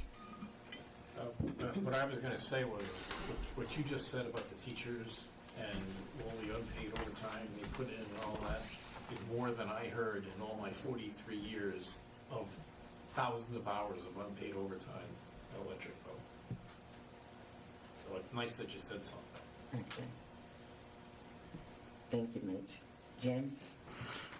So, I know it's good to be appreciated, but the second half of that equation is like, what are we going to do about it? So I'm glad that you said you added like 2 teachers and possibly adding a 3rd one, because it's good to be appreciated, but then you're still like in the trenches and you need a lifeline. Right. So it's good that that's being reevaluated, and we need to continue with that. And I don't know if that's necessarily a Denise thing, so that you don't have to do it. Well, Denise does a lot of that, but when she comes to me with something and needs something to happen, I do red light, green light, yellow light, and if it's a red light, we make it happen. Yeah. Yellow light, we might do a little more testing, but we definitely move on it. You Yeah, need so to know that's that. a positive, that potentially 3 new Right. team members. Okay. Any other questions about the AGSA, GEA, Board of Ed Liaison Committee? Okay. Next is Learn. Learn, we had a meeting on April 9th, 2026. Brad Columbus, the principal of Three Rivers Middle College Magnet High School, highlighted that this is a high school program fully integrated into a local community college designed to prepare students for rigorous post-secondary coursework while still in high school. He noted that the program aligns its courses vertically with college offerings, particularly in English and math, ensuring that students who earn a B or better are ready to succeed in college-level classes. The Three Rivers Magnet College high school students often outperform their traditional college peers, maintaining a GPA of 3.12. The integration allows students to accelerate their learning, take challenging summer courses, and complete prerequisite sequences for programs such as nursing, enabling them to fast-track their education and career goals. It is a win-win partnership for both the students and college. Three Rivers Magnet College High School emphasizes both content mastery and the development of essential habits of success. They use Hattie's, did you ever hear this? Hattie's Visible Learning Framework. Yep. The school focuses on teacher clarity, collective teacher efficacy, and continuous feedback. He shared that TRMC students are trained to be active participants in their own learning. They articulate specific learning targets, track their progress, identify areas of improvement, and eventually develop the ability to create these frameworks independently, and these skills set them apart in higher education. They also have experiential activities such as grit days involving rope courses or fail challenges, provide opportunities for students to confront discomfort, develop resiliency, and strengthen problem-solving abilities. Above all, Thames River Magnet College High School is an environment where students are both academically prepared and generally happy, engaged, and confident in their ability to succeed in college, career, and life. Mr. Ryan Donlin Keith Lawrence, Associate Executive Director, presented staffing update. And we talked about trends and vacancies, new hires and designations. We do this every month. They always talk about this monthly. Recent hiring fair at UConn has been successful. He gave takeaways from the EastCon Learn Partnership and Practice Conference.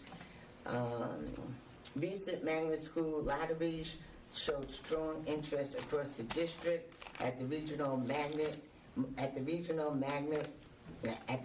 multicultural magnet school, 68 of the 90 seats were filled. At Three Rivers Middle College High School, 83 applications for 54 openings. The Marine Science Magnet High School, 285 applications for 77 openings. So that's a lot of applications. And the Friendship School received 712 applications for 261 seats. So that's a lot. That's why we have our Mary Morrison initiative. You're not going to get all those kids. No, we won't get them all. And that's it. Any questions? Good. Welcome, Mike. Just in time. Yeah, it was here since 7:23. I just wasn't as a panelist. Okay. They didn't promote me. They didn't promote you? Yeah, it's fine. All right. Thanks for coming. I appreciate it. We're purpling off. Okay. Next on the agenda is the consent trails. You came in right on time, Mike. Not trails, athletic fields for you and Mitch. Okay, so. I almost skipped it. There was a meeting on the 16th of April, and I joined late. I was traveling back from my long vacation, and it wasn't clear to me as to whether or not they had decided on the other side if they had a quorum. I was kind of hoping. They had a quorum. They did have a quorum. Yeah, they only have, I think, 3 voting members maybe, so 2's a quorum. Okay, so what I got out of it was that they, and Mike brought it up, the discussion we had here about an MOA between who's going to be using the fields and Parks and Rec was definitely in favor of that. I don't believe they have a contractor yet to do any of the work. And another discussion was when are they going to start doing the work? And I thought they said it would be in the winter. Seems to me that's going to be kind of hard to do, but they said it would have minimal impact on anything going on with the school system at the time. And that's what I got out of it. Mike, you want to add anything? Yeah, I got the same. I was surprised. I thought maybe that we were sort of preparing to look for it start as early as fall. Even at the point, though, they hadn't had anything definite yet. I don't know if at this point anything's been signed with the contract, with the winning bid or not. We were on the team deciding on the winning bid, Yeah. Sam and I, and we thought that they were going to proceed right after that. That was back when, a month ago or so. They didn't seem to have any status update like beyond what we had either. I don't know if there's been something since. I didn't call John in it. But it sounds like fall sports will be played on the field if what they're telling us That's what I got. holds. Jen? Was there any discussion regarding the potential of the district buying land that's next to the baseball field and across from the gym? Because Finance and Facilities discussed it, and Superintendent Austin referred it to them. I don't remember that coming up, but do you remember that, Mike? It wasn't on the agenda, and that's, I should have brought it up on other business, but I think it should be put on the Added agenda for the next to the meeting. agenda. Thank you. Who's in charge of the athletic fields committee that we can check with to see if they got Isn't the it information? Mark Berry? Mark Berry, yeah. Mark I guess Berry. he's not. I guess he'd be sort of running the agenda, maybe. Yeah. Well, you guys can check and see if you could get on the agenda for the next, when's the next meeting in May, I take it? I think so. I can't remember exactly when, but it's either May or early June. Okay. They're also concerned about wondering if the phase 2 of the fields was going to go forward through town council and the RTM. At that time, there was no new news on that. I haven't been following week to week, but I think there isn't yet any news on that either. Is phase 2 at Clodchester? Um, Because I felt like they took a break. For some reason, they're starting at the high school, but they're not completing the high school project because then they were going to go to Claude to do something. I think the phase 1 was approved by the referendum, and then the phase 2 would have to go to referendum. And it definitely includes Clodchester. I'm not sure what else it includes. So, Adrian? Yeah, I was just going to bring up, that property just to the south or southeast of the gymnasium, and just kind of, has anyone responded to Mr. Franklin who proposed that to the board? Has anyone responded to him to let him know where we are in that process? I haven't. All right, I haven't either. I mean, I guess I will send an email to him and just let him know kind of where we are. But I do think we kind of owe it to him. He gave us a pretty reasonable proposal, and it was nice that he did that to give us the option whether we choose to ask the town to purchase the property or not. I think we should give it some thought. And when that does come up in trails, I would like to see if he can be told about that, or not trails, I'm sorry. Athletic fields. I'd like to see athletic fields. If he can be told about that ahead of time, so he possibly could join in. I know there's been some discussion that it is a very flat field, and even that's driven around the south side of the high school, you can kind of see that there's a pretty narrow, sharper turn that buses have to navigate daily. And that's really because that property, which is a private property that we don't own, kind of, I don't know if I'd say encroaches into the high school property, but that's really where his property is that he's offering to sell the town. I would just ask that, that you be invited in on that. You got that, Mike and Mitch? Okay. Ian? Thank you. Yeah, so this sort of opens up an area that I've been wanting to get the board to discuss at some point. But one of the challenges here is that the Athletic Fields Task Force, while they exist and all the work that they've done is greatly appreciated, they live at, it's a interbody agency of some kind. Like, it doesn't have a lot of inherent authority, in the sense that it's just researching things and making recommendations, and they do a great job. They've done a great job, but they only came to be because both the town side and the board side, for whatever reason, had not done great work in the past as far as maintaining athletic fields in the town and having a vision for future development. And I know that at least a couple of councilors have talked about it over the past many years, about a joint use arrangement of some kind. But at the end of the day, between the town, Parks and Recreation, and the Board of Education, we are responsible, and we should have responsibility over this. We should have voting voices on the body that does ultimately determine the directions of these things. And with the Franklin property, this is another case in point where it's been referred to the Athletic Fields Task Force, but I'm not sure that they're the right people to handle it at this time. As far as maybe you can make an assessment, but what is the long-term vision for the board and the town to figure out what can we do together as a joint venture? Because it's joint usage, it's shared responsibility and shared benefits to these facilities. And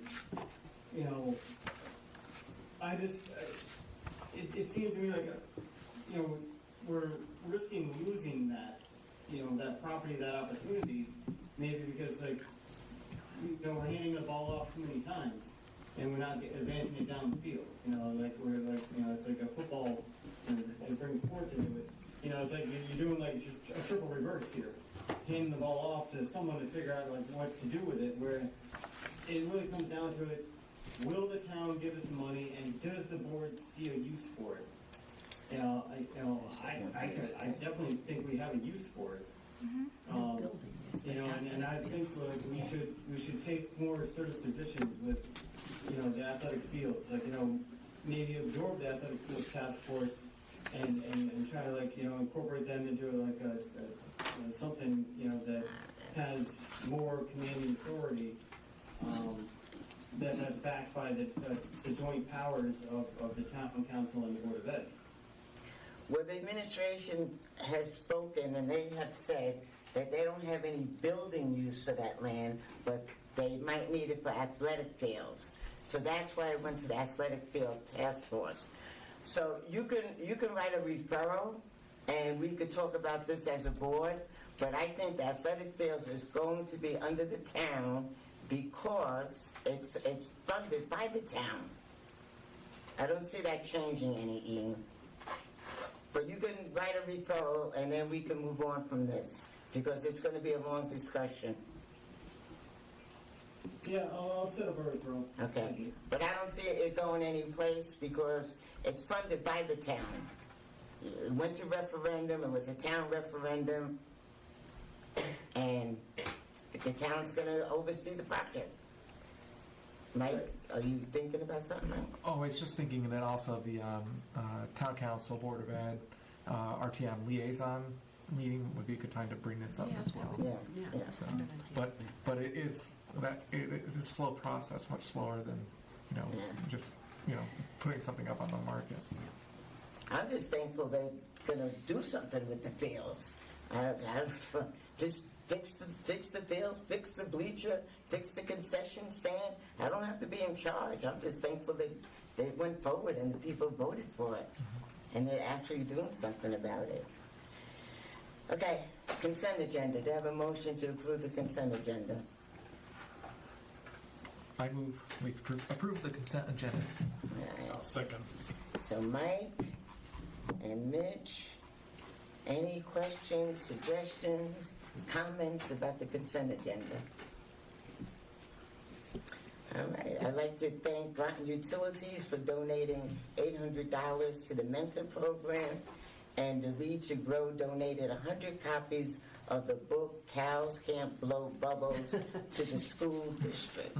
So, and under the consent agenda, we are approving minutes for the regular meeting on March 23rd and approval of the special meeting minutes of March 30th. So all those in favor, say aye. Aye. Raise your hand if you're online and you're okay. Okay, cool. So that's 8-0. So, that's approved. Next, old business. Discussion and possible action regarding a second reading of policy P3160, line item transfers. And Mike, would you like to make that motion? Yes, I move that we approve policy P3160, line item transfers for its second reading. Do I have a second? Jen? Mike? Yes, so this came up as a first reading at the last regular Board of Ed meeting, and there were no substantive comments or changes at the time.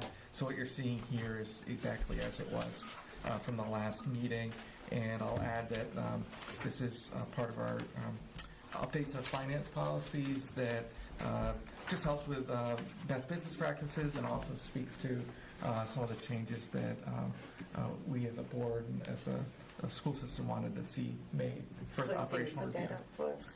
I'm sorry, Mike, I apologize. That's attachment number 7. P3160.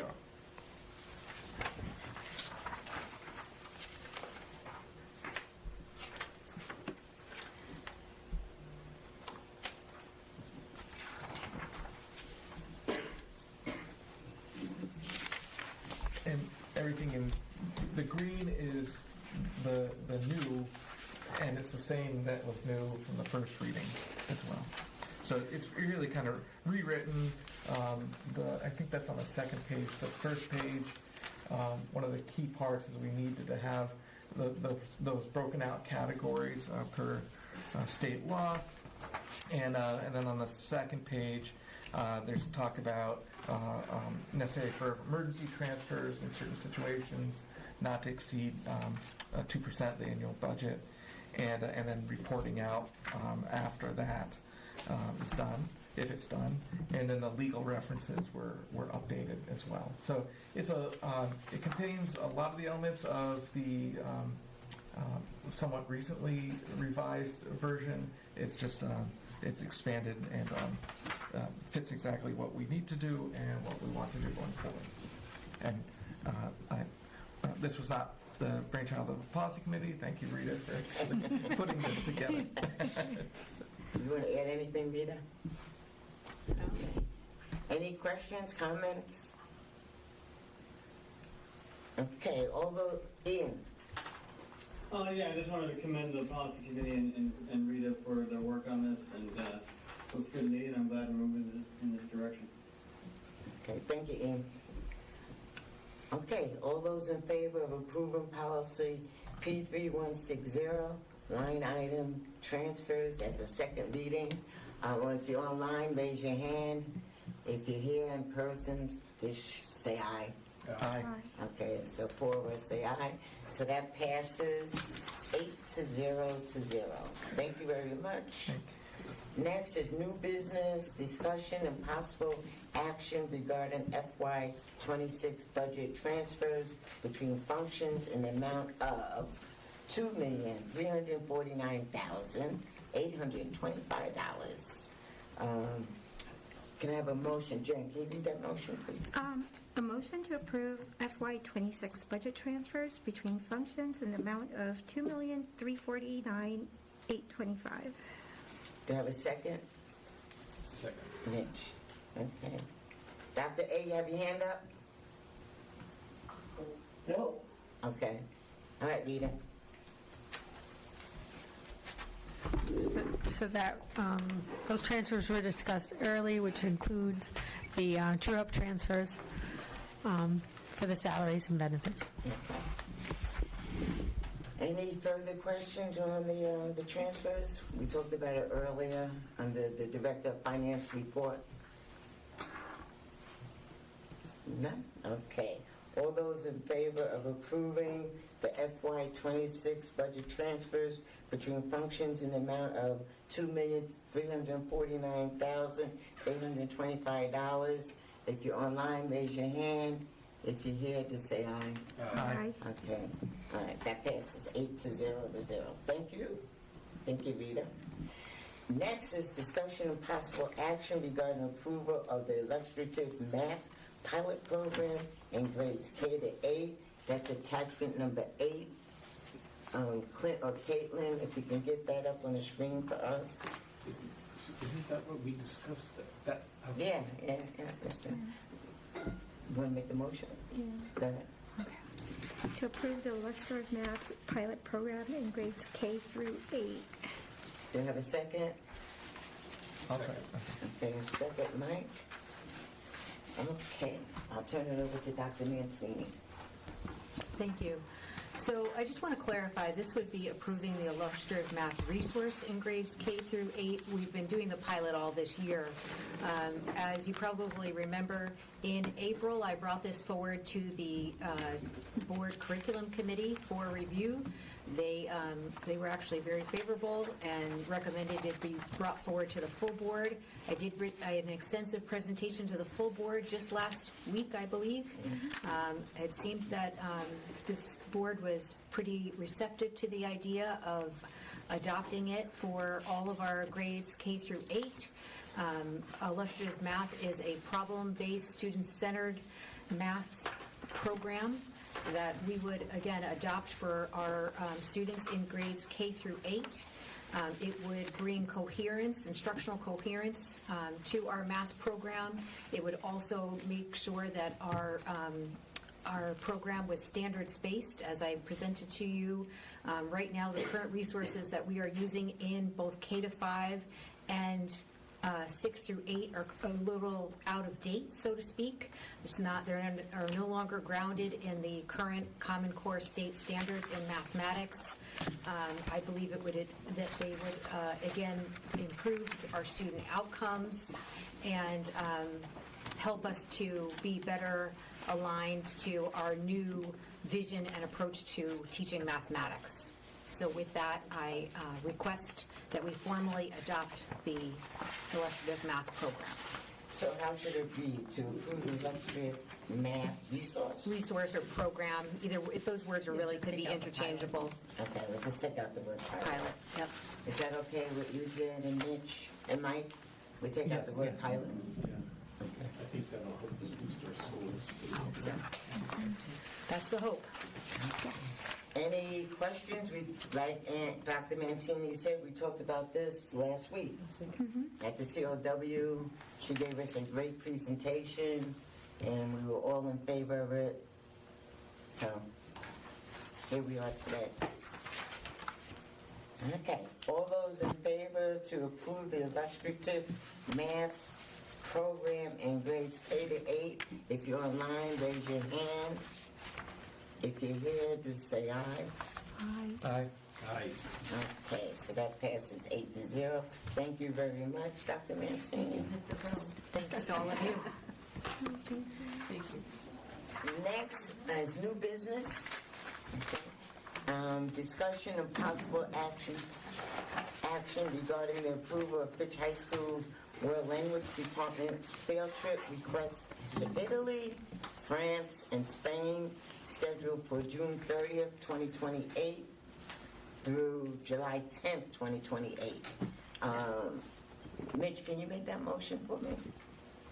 I'll make the motion that we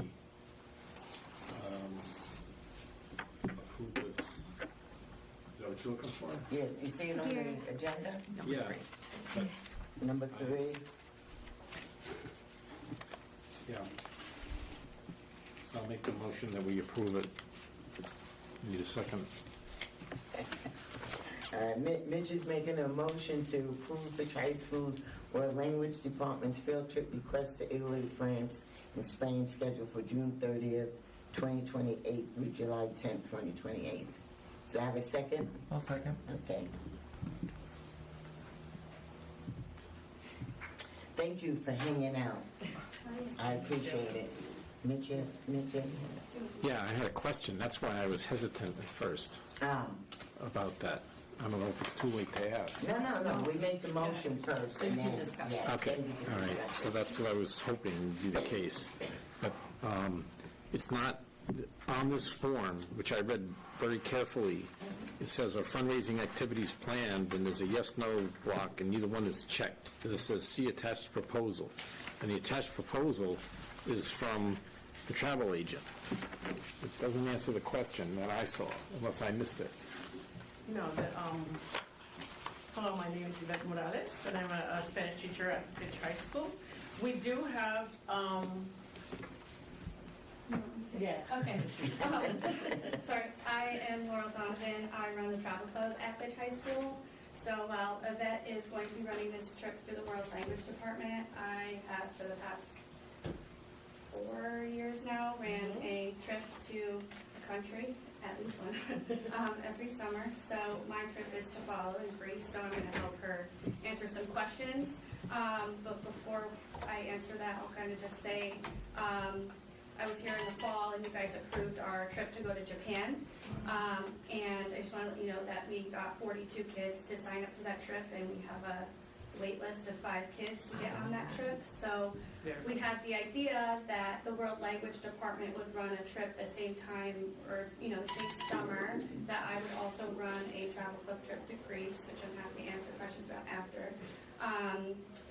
To kind of see if running 2 trips in one summer would help kind of like move, split up that amount of kids. We love that amount of kids to go, but taking 42 in one group is a lot.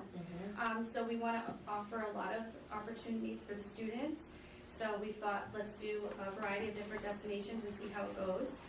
In regards to fundraising, the students through EF, they all get their own fundraising page. I have student who applied and is confirmed to travel for Japan in 2027, and she has already paid her trip that cost $5,245 off already through the fundraising program that is through the EF Travel Company.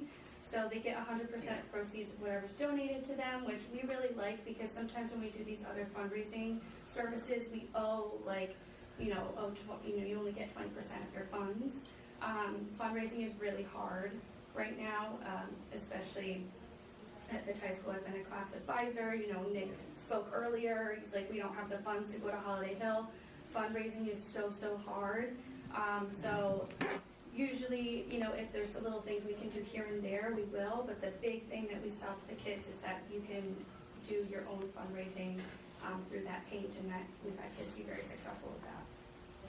It's almost like a GoFundMe. It's kind of like a GoFundMe situation, kind of, but it's all through their travel page. Yes.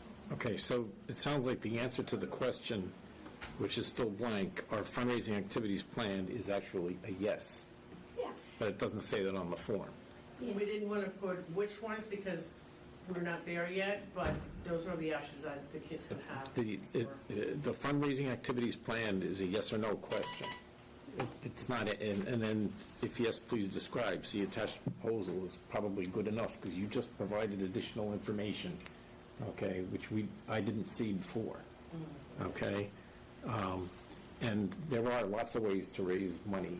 My wife did the Fitch High School graduation party, which didn't cost a cent of the Board of Education or a single student. Okay, when my son graduated in 2009. Okay, there were lots of ways to raise money, okay? Yeah, no, I know there's a lot of ways to raise money. It's just sometimes it's been... I didn't say it's easy, but there... Yeah. Okay, so you've answered my question on that. I thought the proposal by the travel club was much more clear. I just think I have a little more experience coming to the... I've done 2 trips before, but this would be my third. She's done 5 or... Greece will be next. Yeah. Okay, thank you.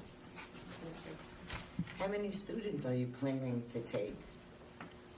I still haven't advertised because it's not approved, so I can't advertise to the school yet. Usually I have, it could be 15, it could be, I've had 2 groups, one of 6, one of, it was more than 12, but with COVID and everything, it started dwindling down, and it was less people, because that was a trip after COVID that I took students to. This would be my 3rd. So I don't like advertising or doing any meetings for that until it gets approved, and then I start, with the meetings and see how many people I can get. What did you think about a maximum amount of students that you could take?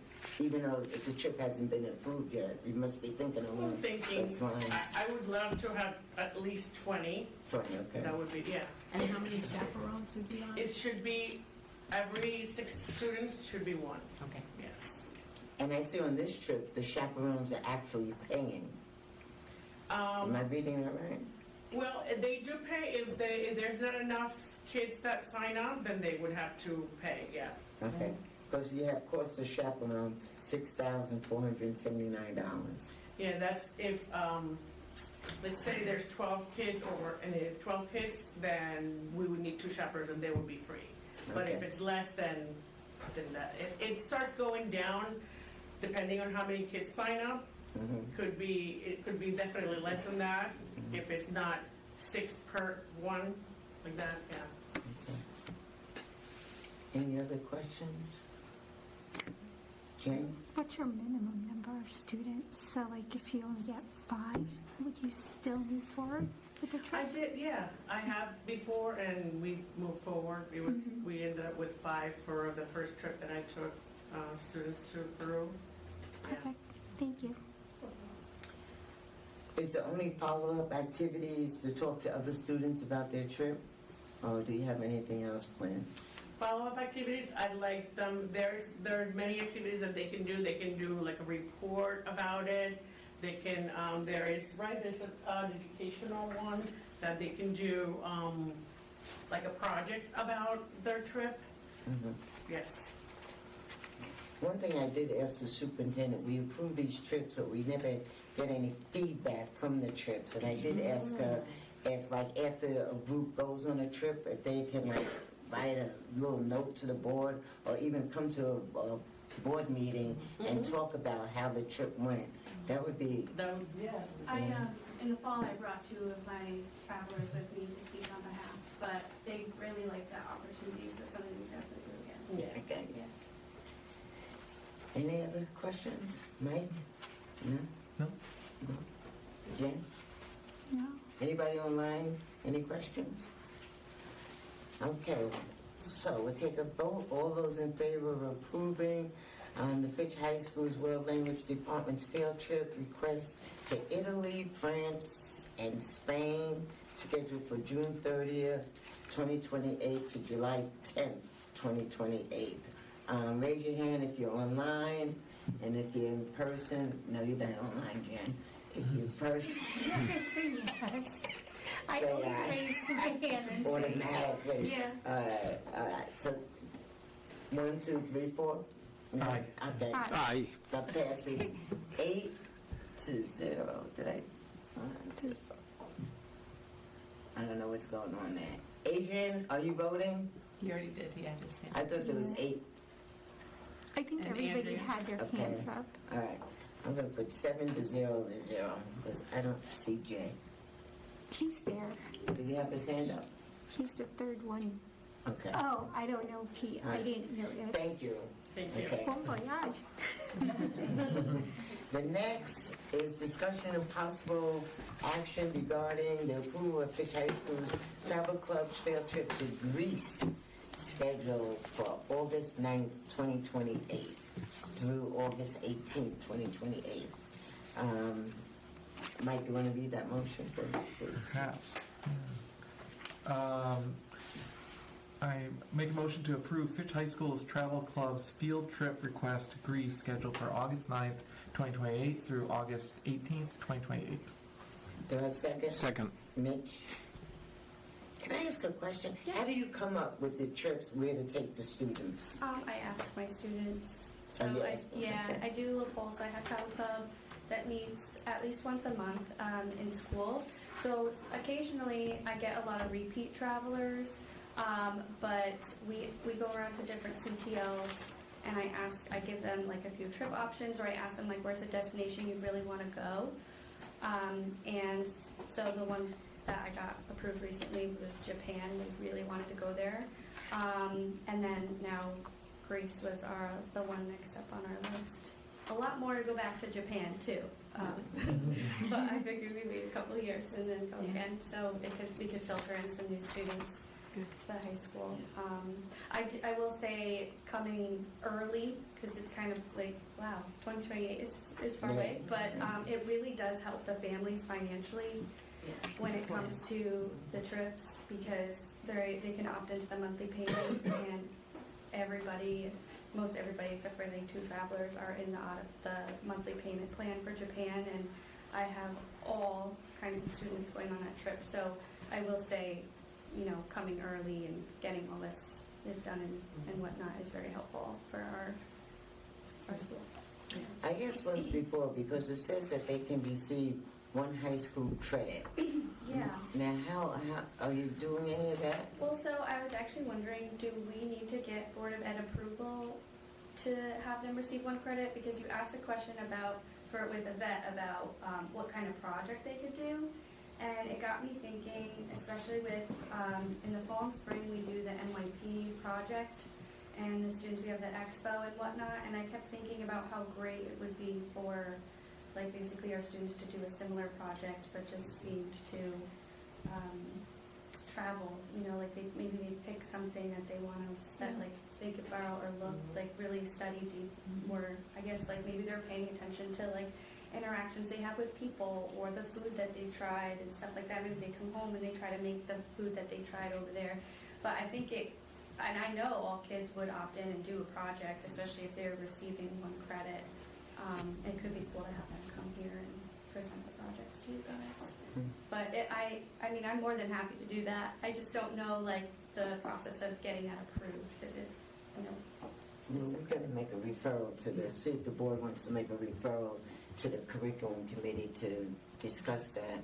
We and do something see. like that for work-study programs, and for kids who are doing work, it's a certain amount of hours that they have to put into it, and I guess they have to do something in addition to that, but, so it wouldn't be out of the ordinary. Yeah, I'd be more than happy to. Yeah. And we could get it done before 2028 too, probably. Maybe for a Japan trip, too.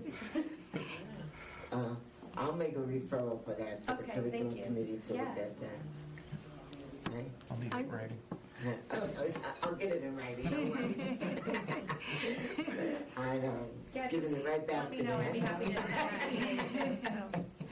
Excuse me, Mike is bothering me. No, it's okay. I was just saying, I would be more than happy to, like, come to the meeting and talk to the community too. Okay, I was counting on that, Yeah, actually. don't worry. Jen and then Mitch. I just had a question. So, besides the traveling component of it, what do they do at Travel Club? I'm just being nosy now. So we talk about a variety of things. Like usually in the earlier meetings, we go over their itinerary, and then we'll go to like each location in depth. Sometimes we talk about the different foods that they might try. So I make a little food list for them, like food scavenger hunt type activity that they'll do on the trip. So depending on the location, we'll be like, okay, like, you know, you could try these 3 items during your free time if you wanted to. And then some trips, they have like longer bus rides in between. So then we like fill those with like activities about, you know, some of the scavenger hunts. But we talk about that. We talk about the type of culture that they're going to be experiencing. What else do we talk about? Really just, we've had a lot of kids that have never been on a plane before. So we talk about that, what to pack, that type of stuff, common phrases to say, and the language of the area we're going to. So, and then a lot of it is student-led. So just any repeat travelers, they like do like a kind of Q&A session. Thank you. I'm very envious that they didn't have that when I was in school.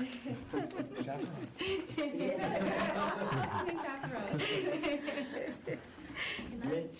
And then, Camila, do you want to say anything? I don't, I'm just here to support. Oh, okay.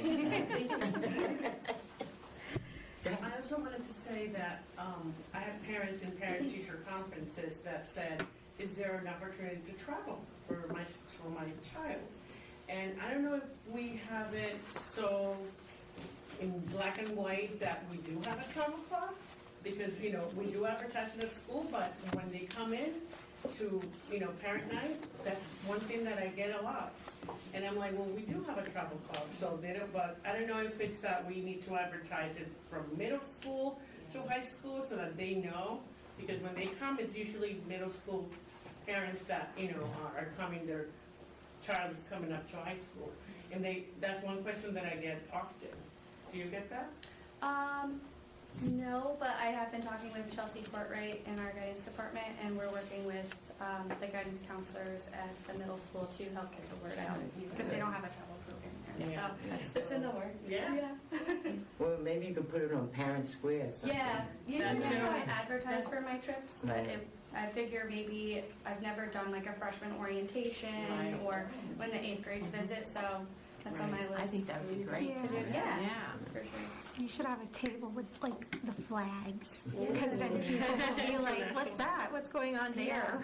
Sure. Mitch, you have a question? Yeah, regarding the insurance, Yes. okay, based on personal experience, does it cover if somebody's passport is stolen? I've never had that happen, but I don't know like the fine like things of it, but we do usually, I want to say yes. Because- Find out, because it happened to my wife Yeah.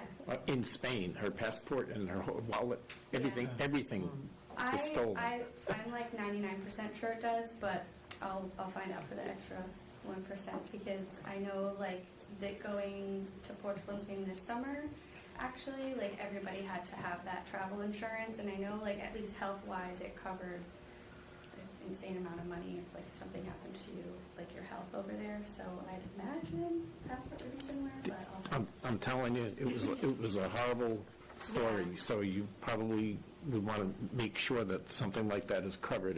It was extremely expensive, time-consuming, and for somebody to travel around in a foreign country with no ID Yeah. is difficult, so. Yeah, Also, that I was had- definitely helpful. I'm sorry. And we have a tour consultant that's with us like 24/7, so they're trained to deal with our stuff like that, because we did have a girl leave her passport behind. We had to look at that, it's not quite as crazy. But they are also equipped to come with like me and our traveler and go and do what we need to do to get that back. And Okay. I carry colored copies of all their passports as well as backup. But thank you for the suggestion. Okay. Also, when I had the tour after COVID, there was a girl that did get COVID, and they covered for the parent to come and pick her up for the hotel. All the parent had to pay was for food. So this company is really reputable. They've been over 50 years working with kids and programs. So I believe that they probably do cover like what we were saying. Yeah, I would be surprised if not, but it's still a good thing to find out for sure. Yeah. Because you don't want to be in that situation. Any other questions or comments? Okay, all of those in favor of approving Fitch High School's Travel Club's field trip request to Greece, scheduled August 9, 2028 through August 18, 2028. Say aye. Aye. Online, raise your hand. I got 4 online with their hands up, so that passes 8-0. Thank you. Thank you, and thanks again for hanging out. I really appreciate it. Have a good trip. Thank you. And adults are welcome too, so. Oh, okay.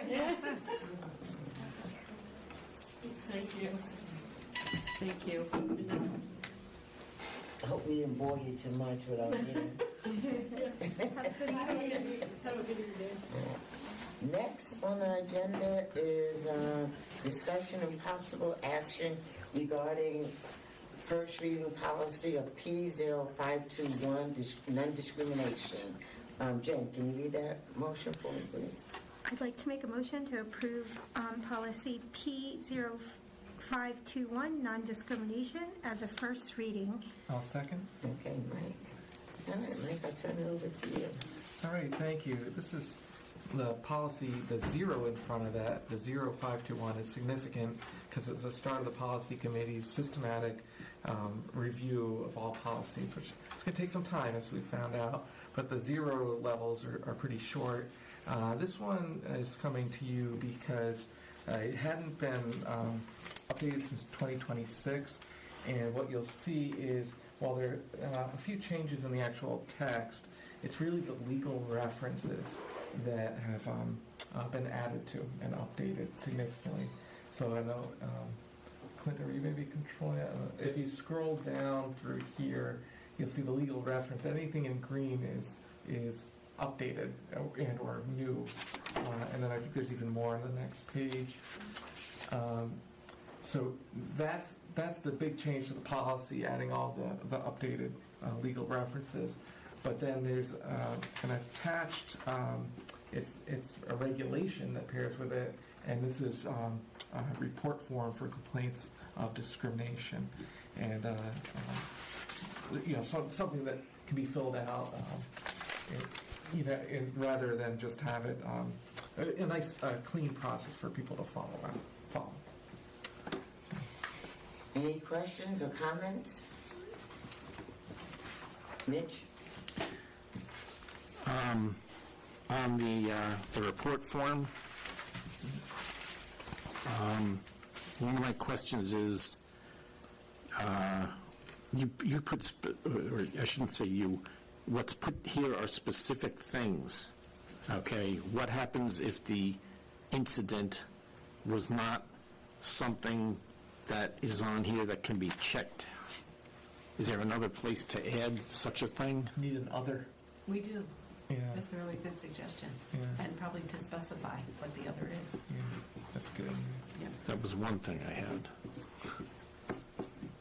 Okay, the other thing was down at the bottom, excuse me, where it says, list any witnesses who were present you might want to change it to list any witnesses to the incident, because if they were present, they obviously are witnesses. So, Oh, that's true. list any witnesses to the incident is what I would suggest. I mean, Yeah. They're there anyway.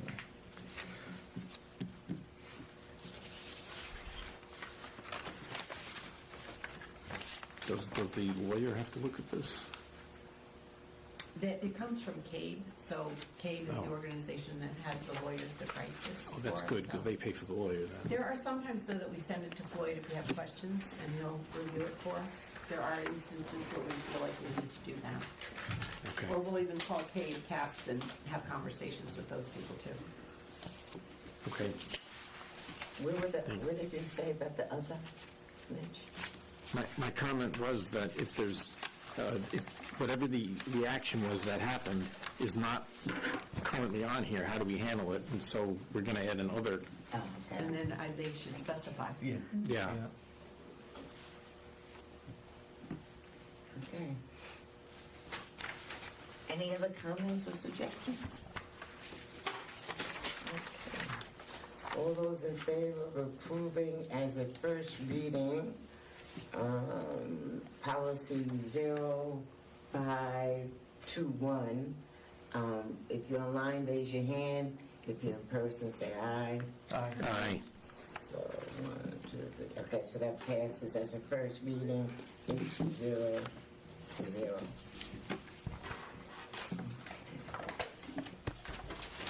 Next, under new business, number 6, discussion and possible action regarding first reading of policy P5118, non-resident attendance.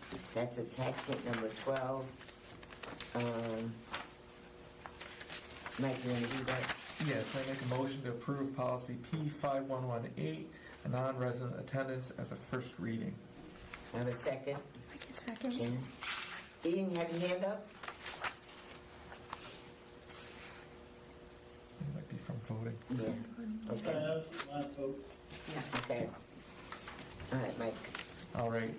Thank you. So if you recall, this came up for a first reading at the last meeting. It did not pass, and the reasons were tied into really largely the definitions of what a non-resident student is. And it's enumerated 1, 2, 3, 4, 5. It's right that first section.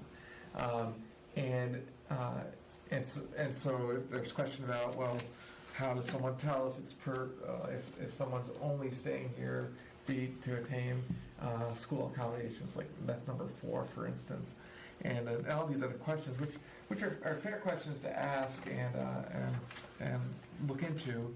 The administration looked into it. We looked into it as policy committee, and what it comes down to is these reasons, definitions 1 through 5 are really more or less straight out of Connecticut General Statutes 10-253. So whether we might take issue with some of it and wonder about it, the definitions have to be that way because they're in that last one, second last one, the 10-253, school privileges for children in certain placements, non-resident children, and children in temporary shelters. And so that's the definition of non-resident student. Then the other part of the policy is non-resident attendance without tuition. There are reasons for that, or with tuition, and it gives the superintendent or designee decision power on that. But then, if someone doesn't agree with that decision, being a non-resident student or otherwise, they can have ask for a hearing. The big part in green, put this back on the first page. We talked about this last time. I don't think there are any issues with this, but number 1, non-resident attendance without tuition. Number 1's in green because it has to do with the military compact and actually provides additional options for the children of service members who been restationed to complete out their year, or even if they're Leigh-Nothing High School. I think they're complete out there. They're graduate here if they so choose. So it's giving it's consistent with the military compact, and it's giving more more options to the military families. I don't think that was contested last time, though. Jen? I think I did ask, right? But I'll continue to support. But if the military personnel retires, will their student get to stay in district? Because this is assuming that the sponsor is transferred to another military facility. If they're relocated on orders. Yes, but if they're So retirement retired, isn't an order. yeah. So can they stay? Well, I think if they are entering in 12th grade, or if it's their 12th grade year, they can stay till the end of the year. It says that specifically. Okay. And then the retirement, I think the point last time was made that oftentimes it goes just into retirement to nothing. You're retired into like the reserve sometimes, and so that would still fall into this. Okay. Yeah. I just want to make sure that if somebody wants to stay, more than likely, we'll say yes, but I just want to make sure that they're allowed to. Yeah, that's a good question, because if they retire in the middle in January and the kid's in 4th grade, here it says 12th grade. If they're in 12th grade, under number 4, 12th grade student wishing to complete their education in the district. But does it say anything like if they're in elementary school? What happens? They retire. I moved. I remember that. When they retire, they often do move, but if they retire and they're still in Groton, certainly that 3rd grader will stay. Because yeah. Yeah, okay. Yeah. Mitch? So in a situation like that, where the parent retired and we're still educating their children, who's paying for that? Oh, do we get any, This is based on only if they have orders. Okay. Can they stay? It's not for retirement. Okay, so then... Right. And then the 12th grade situation is number 4. 12th grade students wishing to complete their education in the district all can stay to finish up. So I'm taking it to be, if they retire and stay in Groton and their kids would stay in the school district, but if they retire, the husband retires or the wife, whoever's in the military retires and they physically move, they could still stay in Groton if the family's in Groton, right? If they move, then the kid can't stay. We had a couple situations last year where they moved to Montville and Ledyard early in the year, and that we saw for sale signs on Facebook, so that they'd already moved to these other communities and they need to move. So we work with Miranda Chapman, who helps with family military life, and so because that's really something that if you do move out of district before the end of the year, you need to move to that other place. Makes sense. Right. Thank you. Jen? But if you move after a certain point in the spring, we like to finish up the year. After spring break, I think it is. Okay. Yeah, I just don't want to, like they said, the kids have a hard enough time because they move a lot. I can't remember. It was said earlier. Is it Sam who said it? But, yeah, we just need to make sure. Okay. Any other questions or comments? Okay. All those in favor of approving policy P5118, non-resident attendance as a first reading? If you're online, raise your hand. If you're in person, just say aye. Aye. Aye. Aye. So you got 1, 2, 3, 1, 2, 3. So 7 to 0, 7 0. Okay, that passes.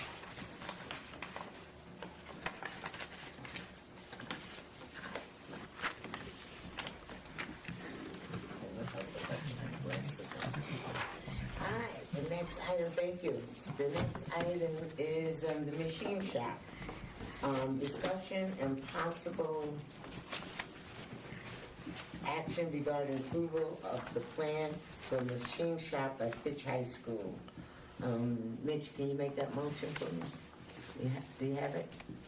I don't have that one. Which number are we on? Number 7, under new business.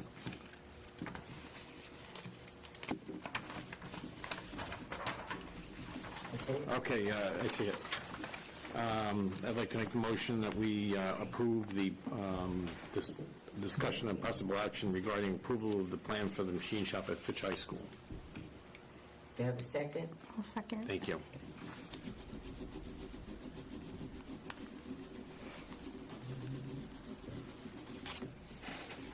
Okay. Any discussion? Adrian?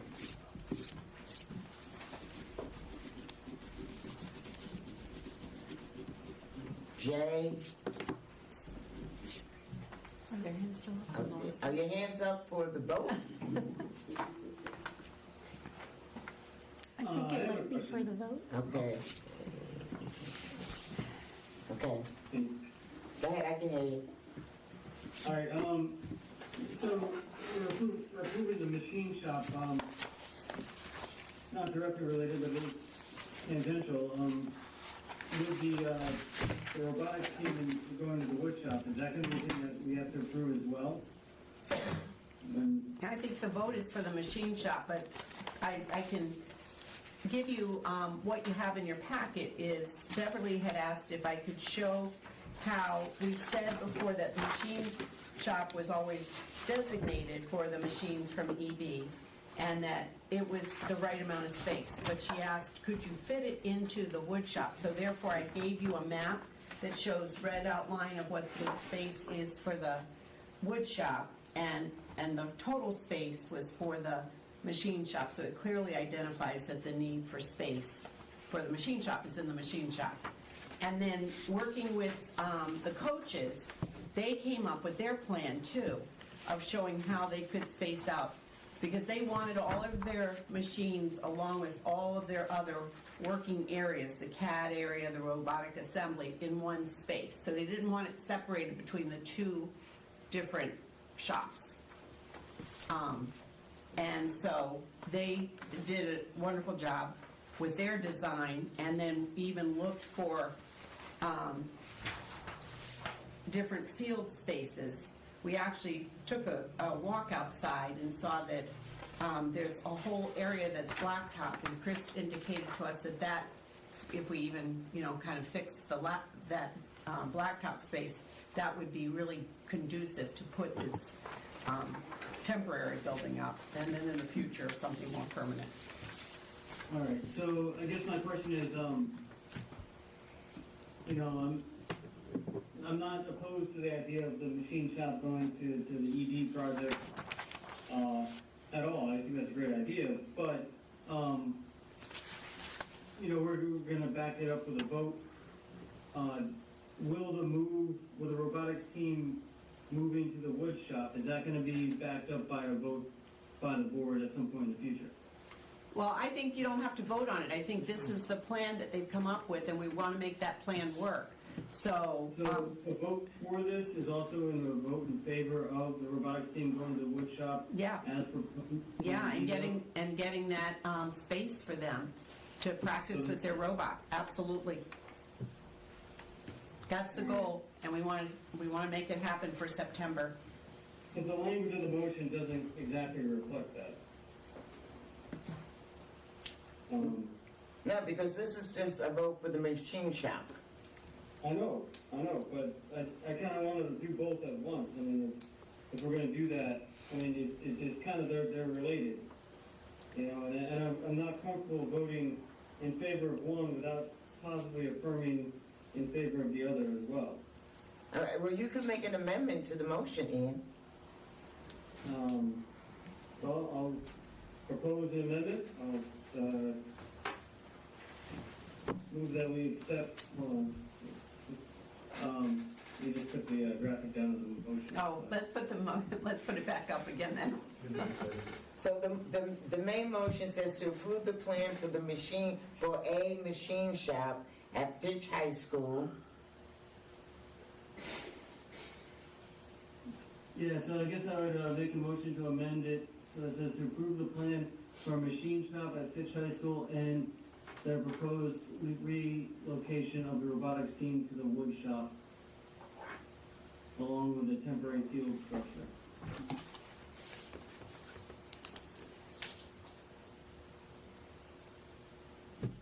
I'll second that.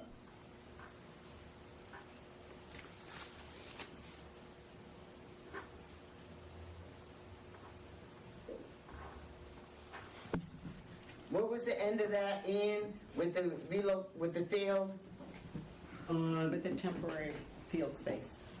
Yeah, in conjunction with the temporary field space. I have a question. Okay, Beverly. okay, listen. What is it exactly, what does that exactly mean, a temporary field space?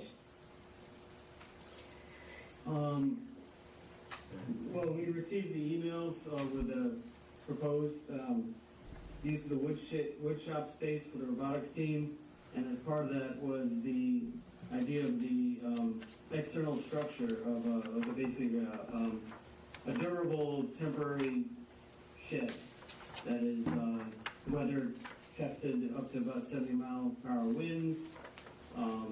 It's a fairly rigid structure, but it would give them their half field space, so there'd be minimal loss. Ian, can I stop you for a minute? Do I have a second for the amendment before we go on too far? Adrian second. Adrian, second. Adrian? Oh, yeah, okay, I didn't write that down because I was writing down the motion. Okay, go ahead, Ian. Yeah, so I was just gonna say, so the temporary field space outside, that was just basically in those emails, it was shown to be like this semi-permanent structure that would basically minimize the impact of the robotics team and enable them to like kind of basically transfer services over to the wood shop side of the school, and they're able to like do their practice field right outside the garage door there. So it would minimize the impact on their program while allowing the full use of the machine space for the EV manufacturing. Does that answer your question, Dr. A? Well, it poses a problem for me. I want to vote for the EV room to be designated for that. And I would vote for the robotics team and the wood shop. However, I'm not voting for to add another building. I think that's something that we need a definite discussion on. So I would say that if we kept the EV part of it and not add anything about the wood shop and all, let that be a separate vote, because that's another discussion.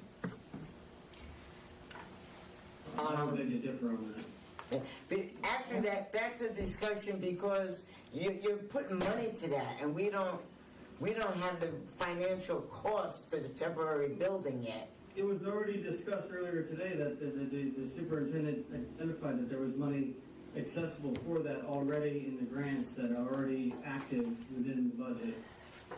Yeah, for the proposed temporary structure that was brought forward. Yeah. So not for a permanent structure, just a temporary. That's what I said, temporary field structure. So what's the cost of that? I like, if I'm gonna approve something, I like to have a cost to it. The estimate in the email said $15,000 to $20,000.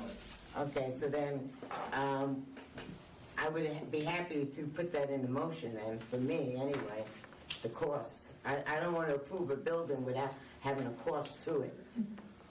Yeah, Because supposedly we say a temporary structure and then it comes back, it's $50,000. That's just my point. The superintendent said that it was not a thing that would have to come to the board for a vote. Did you say that? I don't remember saying that, but I did say that. He said, like I asked if that was a thing that was going to have to, that allocation was going to have to come to the board for a vote. That's something that you can move within the budget.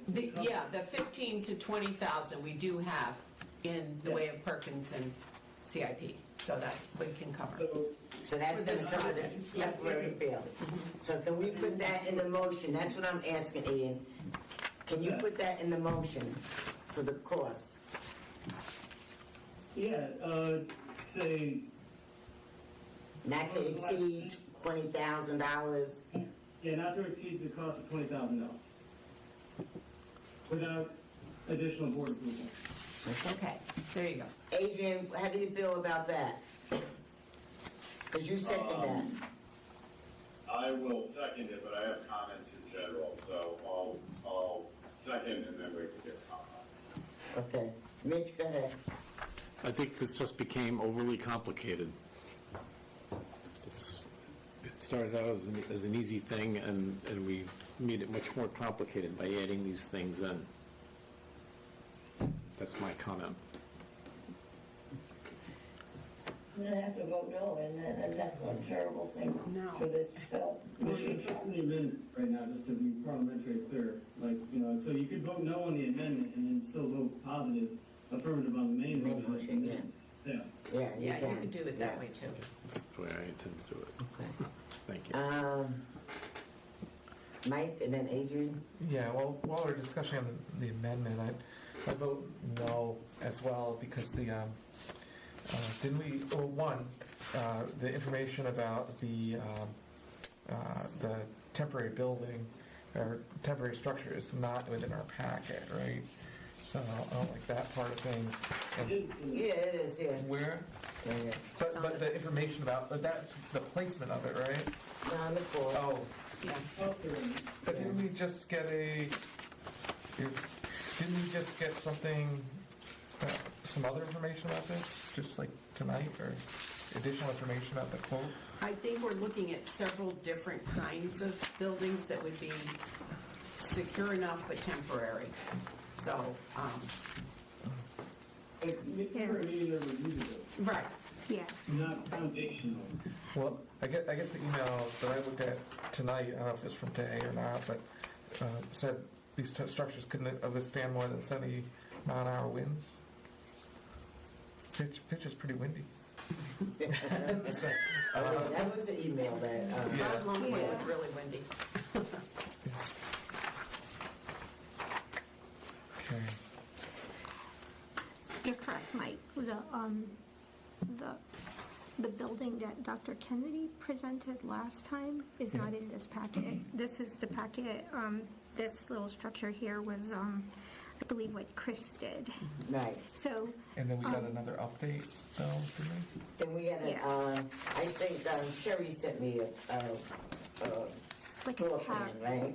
Yeah. Yeah. Did you send it So to me it's not too, Sherry? comprehensive. I think it's something Today? else. Today was just an updated, for the outdoor field, a bigger structure. Okay, the 4540. Okay. I know you said you guys were going to look into that when we talked, so that you had more Yeah, parameters. you were on there. Yeah, okay. I didn't have time today. Yeah. So what you're saying today was different than this, Sherry? This is what Chris gave us. Is that a 3530? Yeah, this is 30, half fail. Yeah, so the one set today was a 40 by 40. Yeah, so this was the original. So there was So an the 40 updated by one. 40, and what was the cost of that? Sherry. I have to,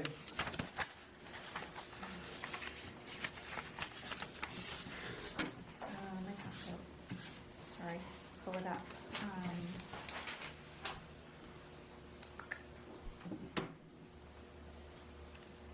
I think it was 25, like 20 to 25. Sorry, I'm pulling it up. The estimate is about 20,000. Okay. I mean, I'm With all happy the to bring costs, to the all the work board and what all the of that. final decision is in the building and how it's going to cost it out, so that you guys can see that when it happens. So I'm happy to do that. Adrian, are you all set, Mike? Just looking at these pictures, it doesn't look very sturdy to me. I get in trouble if I put something like this in my yard. Find that out. And Sam's still Adrian? waiting for another quote. Yeah, I mean, I voted for, Ian's amendment, and I will vote for that amendment when we vote on that, but I'm gonna vote against this proposal, because, up until this meeting, we've been told that robotics and the manufacturing center, supported each other. We're gonna have, happen together right up until last month's meeting. The plan was, for robotics to share the machine space. Now it seems that the, machine space is not really going to be shared at all, which I'm fine with that. It also seems like, might be used at night, which might be great. Obviously we're going to have to talk about that, how that gets paid for. But because these two things, robotics and the machine shop, have been kind of made one issue for the last year, I think that they are the same vote, and I'm not going to vote for this, and not because I don't want the machine shop, because I think that is very important and vital. I think that this plan is not quite there yet, which is why I'm going to vote against it. But I'm worried that, we've heard that this was, damaging to robotics, to, have this move and have kind of a last-minute move, I guess I would call it, by having the move.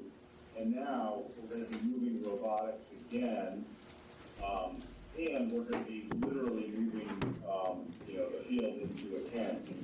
And I realize that that's something that somebody came up with, but I think in the wintertime storms, we frequently have gusts to 60. And when you put them right next to a building like that, I would have significant concern. And I have to, beyond that, we have to go to the building official and see what, even if it's temporary, I think they get. I think there are some rules on temporary billboards. And that's definitely part of the deal, Adrian. We'd have to go to the fire marshal in the building. We've talked about that. And all of that, and all of that hasn't been done. And I feel like approving the machine shop as it is, without having a solid plan for more than just the tent, an actual plan, is basically one more nail in the coffin of damaging the robotics program. Because I think if we don't support them and through these moves and not finding a space for them, it's just one more showing that we haven't supported them enough. And Mike kind of said this last time. Well, football is an extracurricular activity too, and we're spending. I have no idea how much we're spending on that field, but well over $1 million. And robotics, I would say, is probably more closely tied to core instruction, high quality core instruction, that costs the district very little because we pay some stipends for robotics and probably some transportation. But the importance of robotics and how much kids have gotten out of it, how it gets them into college and straight into the field or into careers. I just don't think that we can separate those two things since they've been brought together last September. And they're all part of the dream, and we've just hired someone. Yeah, I understand that they're all similar, but I just feel like this is something that's been kind of, last minute, let's figure out what to do with robotics again. And I can't support that. I think that there's a better plan out there. I just don't think we're there yet. And then I'd also like to ask, do we know what classes, by approving the machine shop, do we know what classes we're losing? Because we know we're losing the wood shop, and to my knowledge, the teacher that teaches wood shop also teaches some other classes as well. And if we're taking that FTE, as I kind of objected to in the first place, just transferring and saying that there's no new FTEs, if we're getting rid of that FTE, we're getting rid of all the classes that teacher is teaching. What else are we losing? So I guess most of that was a statement, and now it's a question of what other classes are we going to be canceling next year, because we're going to be eliminating an FTE that's currently technology or tech ed and wood shop. Can I move the question? And we're going to be hiring a teacher for manufacturing center. Okay. Do you want to answer? Well, I just know that the principal has had kids signing up for classes. He's done a survey on the number who want to take robotics, and it's at least 55 students. We've hired a military science person to replace Terry Hinkle, and he's going to teach robotics too. So all I see is that our kids are going to be able to do robotics and machining during the day. And many of those kids and the kids who already are on the robotics team may also take advantage of those opportunities. Not only will it make them college and workforce ready, but it might even, grow our team, our robotics team. So this all should be collaborative, and there's a lot of synergy here and excitement that should be happening. We really worked with Chris and Sherry, and they felt like they wanted their own space with everything in it. So that's why we looked at the wood shop more carefully, because at first we were going to try to share this space and have some of their machines in the machine shop, but they really came up with the plan themselves to make it work. And I think we're pretty happy with it. I think we were all pretty happy with it, Adrian. Yeah, that's not necessarily, my interpretation of things, but that's fine. I mean, it's just my interpretation. Yeah. What about my actual question, which was, we're losing an FTE who teaches woodshop and also teaches some tech ed or sci or The principal has it all figured out. The principal has already figured it out. But since the board in this vote would be eliminating all of that, what is that? It's not that it's being eliminated. It's being shared by other staff members who are in the CTE department. So Matt is the principal of the high school. He's in charge of running his high school, and he shares and briefs with me, but I don't even micromanage that. So we are definitely losing woodshop for classes. Well, woodshop really hasn't had a class this year. There have been 5 kids in there, and they've done a little whittling of wood. It's whittled down. But there were 5 kids in there, though. I imagine they're going to be upset if you say that they're doing whittling. Well, it's been dwindling, I should say the word, dwindling interest. Yeah, all right, so are they, so. This is not about the machine shop. So is that a yes, we are getting rid of any wood shop classes, or carpentry or whatever they call it classes? So we are getting rid of those classes. We do have a lot of wood left over, and I'm sure that the robotics team has used that All wood right, shop. let's just move on. Yeah. All right, I've said my thing. I don't think I'm going to get an answer. I'm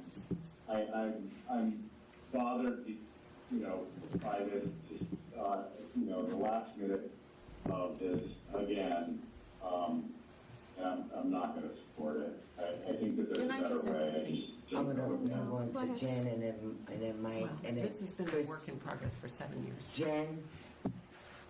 Okay. I have no second years. So, Jen and then Mike. okay, so the meeting at the library, I think that was that this month or last month? Regardless, it was, well, at least I know I stated it, that it was poor planning, right, all along. Because if we had had a plan in place, robotics would never have gone into the garage. You had your chance, let me finish. Robotics would never have gone into the garage. If we had a proper plan in place, they would have gone directly to woodshop, and we wouldn't be here today. But unfortunately, that plan did not exist. So we moved the robotics team into the garage or the shop, and now they're there, right? But it was never meant to be that way, according to administration. So now we need to fix it.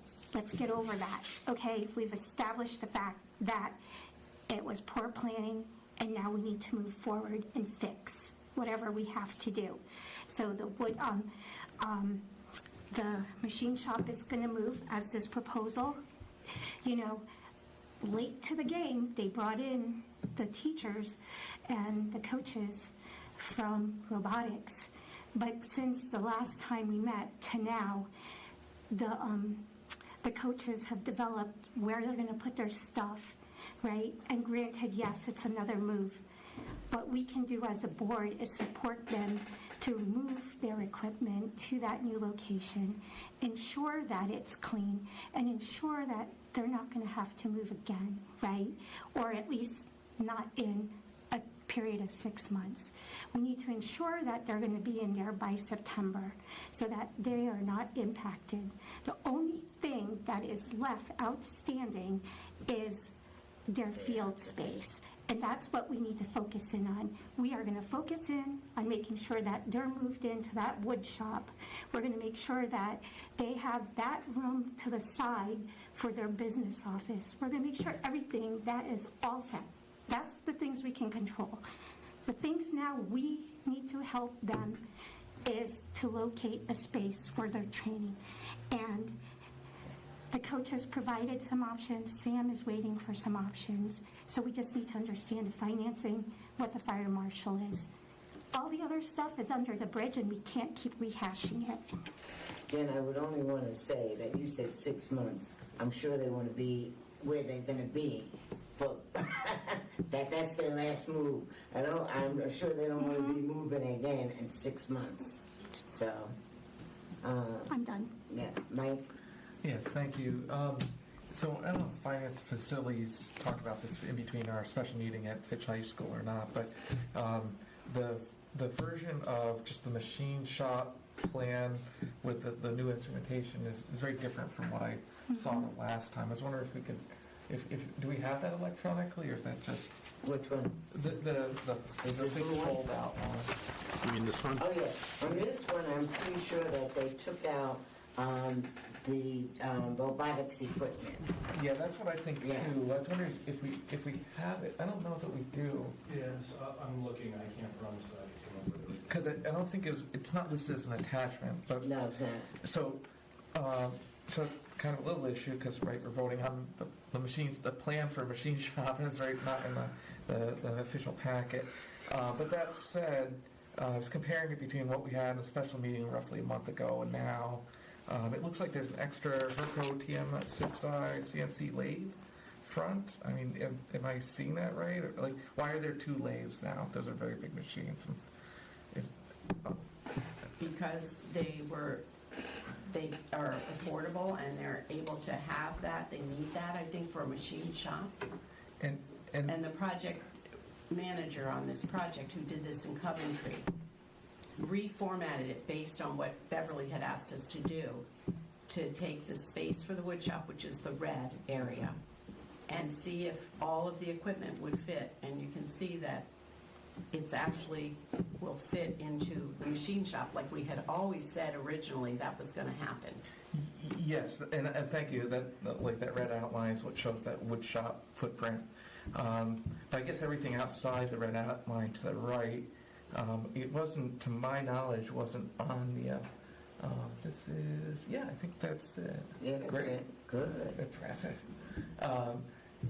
So the red outline is intended to show sort of the rough footprint of the wood shop area, and then I think everything on here, my understanding would be new equipment associated with like the EV and grant funded and other grant funded machinery for the machine shop. Right. So pretty much everything in the red box was there in a different configuration in what we saw last time, but at least that big Herco TM6i CNC lathe front, there's 2 of them now. The one in the upper right wasn't there before, so okay, if we can get a second one for those dollars, that's impressive. And then in the upper right corner, right in there, I think that's was it some kind of is it a drill? It's a mill. CNC, no. A Herco mill, and then the other ones are, I forget now. Actually, even if you zoom in, you can't read some of this writing. Then you go down to on that right side, there's a surface grinder, 2 surface grinders, which weren't there before. And then in the lower right, there's vertical bandsaw, horizontal bandsaw. Are those, I don't know if those are metal cutting ones. Anyway, because I thought we weren't mixing wood, but maybe that's metal cutting. So anyway, to me, everything outside the red was not equipment that we've talked about yet. So And there was equipment. It was the robotics equipment, and they wanted their robotics equipment with them in the wood shop. Right. There was equipment over there, right. But now this is new equipment too. And I wonder, do we have the funding to buy this new equipment? It kind of looks like to me it was added to fill out the space. Right? And why isn't that space still, for the robotics Well, you team to do need refuse? working space, so there were always work tables and set up, and you need beyond what's machines, you need areas to teach in. I think you're talking about you added new machinery, right, Mike? Yeah, to me it looks like 1, 2, 3, 4, 5, 6, and 2 of those are biggies. Well, that's what they had recommended. items. Had recommended that. They weren't there in the first floor plan. I believe all of this equipment was on the original equipment list. But it was not in the floor plan because the floor plan had the robotics equipment around the side. So this was the equipment that our project manager, in cooperation with EB and UConn and everybody else that's been working on this for 7 years, recommended should go into this space. Right, but we had a workable plan with robotics there. That was not a workable plan. They said Nobody it was. thought it was a workable plan, including robotics. They presented it as we can fit everything in. So anyway, before I vote on this plan, I'd like to see an itemized list of all the equipment that's going to be purchased, how much it costs, and see if it fits. Because it looks like we expanded the amount of equipment by, I don't know, maybe 40%. And price-wise, maybe it's like 50% or so, because those are expensive ones. I'm looking back from that special meeting, there was, this is all we had really, was $7,528 for steel, and then $11,028 for supplies and materials, and then it never really kind of went into,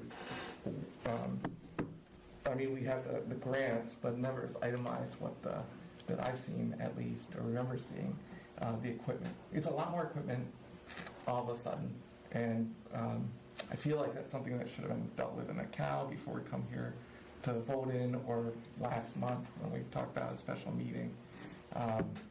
Very supportive of robotics, very supportive of machine shop and these career pathways. Thankful for the EB funding.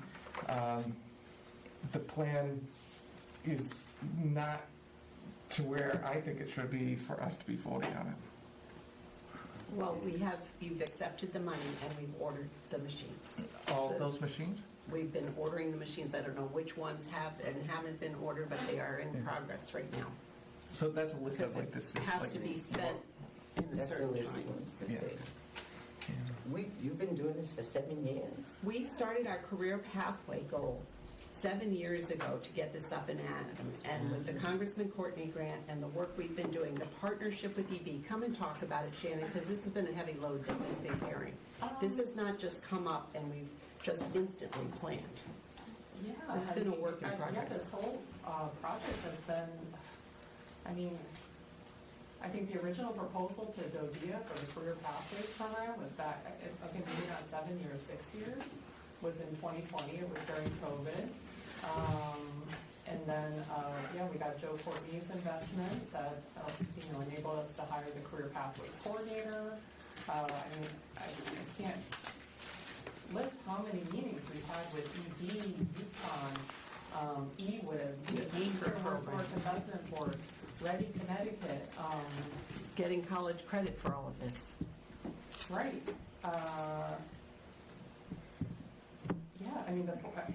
The former board approved this work.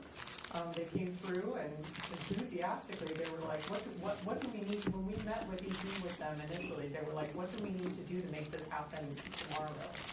The manufacturing piece is always one of the most challenging pieces because it had the most equipment that needed to be purchased. And we had a hard time finding grants that would enable us to purchase that size equipment. So when EB stepped up and said that they would help us to purchase the equipment,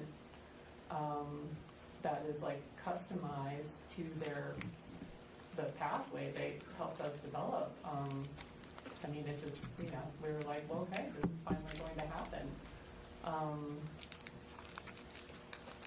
So, I mean, I don't know what to say. I mean, I think the robotics component is amazing, now that we're starting to give some attention to that too and trying to figure out how we're going to offer those classes during the school day. I mean, it does sound like there's some additional things to work out with that because the robotics equipment, I know a lot of it was purchased by the club, and we're going to have to make some decisions about if we're going to start offering those classes during the day. Are we going to be using that equipment, or we have to purchase additional equipment? So there are still quite a few decisions, I think, to be made about robotics curriculum, but at this point, I mean, the machining program is, I think, about as ready to go as it could possibly be. And yeah, EB will train the teacher and pay for the teacher over the summer in getting ready at the machine shop. So the only question I have is about the machine shop being open in the evening for serving adults. Yeah. And we didn't flush that out, and that was the first time I heard about it. Right now, either. I mean, the purpose, my understanding of tonight's vote, was to get this machine shop online for the students at Fitch to start taking precision machining and advanced manufacturing. Right. But that's one requirement, though, as I read it. It's not a requirement. Oh, it's not? No, I mean, EB is thrilled by that idea of potentially having another place to train adults, and they might be willing to further support us in that endeavor because they have so many people that are interested in coming to work for them that they've maxed out all their spaces. But that's not a requirement of receiving. We've talked about our because I saw that in the kids. letter from Joe Courtney's office about Yeah, that. I think it was just yet another thing that EB is very excited about, and that this has the potential to grow into. We're excited about our adult ed program, which we run right out of the high school as part of motivating kids and getting them workforce ready too. Ian, you have your hand up? Yeah, thank you. I just want to say I appreciated Adrian's comments and Jen's comments and Mike's comments as well with the concerns about, where we are right now, the current state of play. We definitely reviewed how we got here, and I'm a little more frustrated than before when yes, this plan has been kind of lurking and bubbling and percolating in the background, but the robotics situation, has also been on the table in play, and there's been, I can't separate the two because they're related, in the sense that, I don't want to vote for this and not vote for the robotics team, to make sure that they have what they need, because they've been around for 20-something years. And they've also produced people that they've produced like resume building experiences and gotten people college scholarships and things like that, with the experiences that they provided. So and we do short shrift to them, and I'm not comfortable. Like the reason I made the amendment, and I thank Adrian for the second, is because I'm not comfortable voting for one thing and not the other, because right now this manufacturing program just basically replaces and bumps out the robotics program, and and I'm not comfortable with the idea that we're looking at possibly somehow co-opting the robotics team's equipment that they raise money for to do a robotics class without, figuring out a good arrangement for that, like that is supported by the team leadership. The principal has figured that out. That's who Right. figures Well, his well, space he's not here issue right now, out. is he? No, He's not he's here not. right now. No, he could make, Not no. And I'm fine with, I understand the concerns that, this structure that's been proposed, that, as far as like the external field for the robotics team is not ideal by any stretch of the imagination. But what I'm trying to get us to wrestle with as a board is how do we commit to the robotics team, what they're due in the sense of like what they've done over the past 2 decades. They deserve the support, and as Mike pointed out, like the football team gets tons of money. The robotics team is a team. It, sometimes referred to as a club. I think that's a bit of a misnomer. It's a team, and it's a team building affair. And I'm not happy with how we got here, and I'm not happy with the options that are on the table, and I'm not happy with the level of detail. And I thank Mike for pointing out the new machines that took the space of what was vacated by the robotics team. And I totally respect the fact that robotics would rather exist in their own space, however diminished it may be, because they'd rather have control of their own destiny in that sense. I understand that, and empathize with that. And so I'm not going to, if we can't get an affirmative supported vote for both the manufacturing program and the robotics program tonight, then I'm not going to be voting for the manufacturing program approval. Thank you. You're welcome. So we have 2 motions on the floor. So let's take a vote on the amended motion first. And that is to approve the plan for a machine shop at Fitch High School and proposed relocation of the robotics team to the wood shop with the temporary field not to exceed the cost of $20,000. Do I have that right, Ian?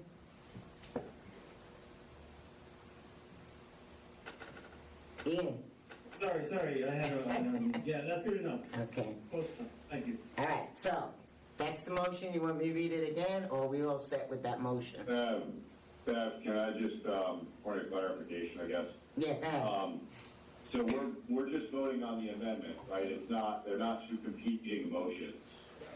No, It's an we're amended motion. right. We're gonna We're vote gonna on the amendment, and then the amendment will either go up or down, and then we will vote on the main motion. right. If the amendment fails, then we vote on the main motion. Go ahead. I just want to Well, say if the that, amendment passes, we still have to vote on the main motion. Because this is just to amend the main motion, correct? Right. Yeah. True. so one of the reasons I put both the robotics team floor plan and the floor plan that was Beverly had requested that showcased the machine shop and where the equipment would fit best was because I do want to make sure that we've taken care of the robotics team and they have the space and they have the field that they need. And I also want to take care of being the first in southeastern Connecticut high school to have a machine shop to service electric boat and all of the other workforces that are available to our kids. This is a thing, both situations give such opportunity to our students. That's what I really want to focus on because that's what it's all about here.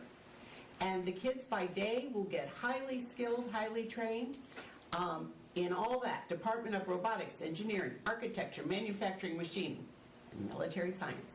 So, I, as the superintendent of schools, an educator for 45 years, believe that this amendment will really satisfy what we've looked for, what we've worked for together. Right, Sherry? We wanted this together to be able to work.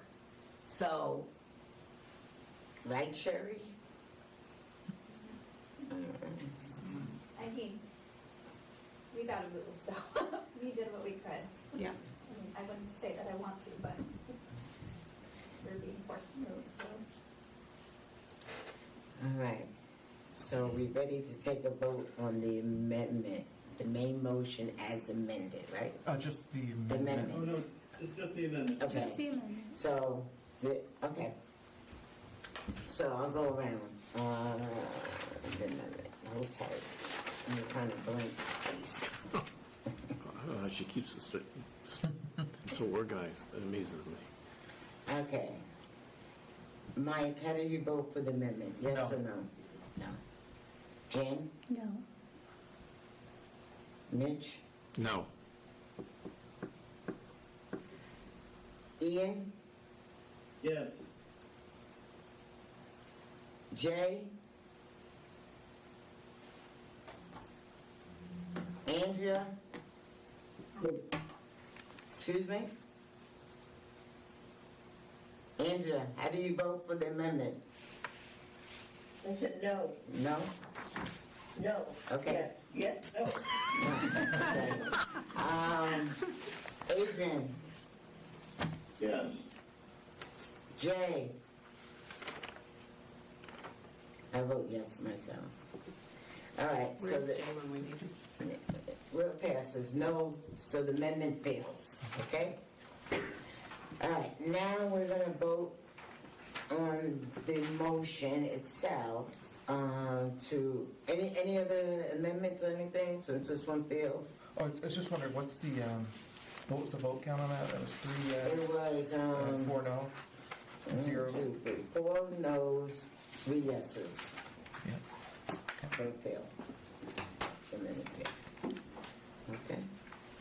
All right, now we'll take a vote on the main motion to approve. I do have one thing before. I just want to point out that the main motion says to approve the plan for a machine shop at Fitch High School. And I think the new equipment appearing is a new addition to the plan that with very little explanation. So I'll be voting no for that reason, even though I do fully support a machine shop at Fitch High School. I don't have enough information about the plan to vote yes tonight. Okay, so the vote on the main motion. Mike, No. Jen, Yes. Mitch, Yes. Adrian, I'm taking a vote on the main motion, the plan for the machine shop at Fitch High School. Yeah, no. Ian, Negative, no. Jay, Yes. Andrea, Yes.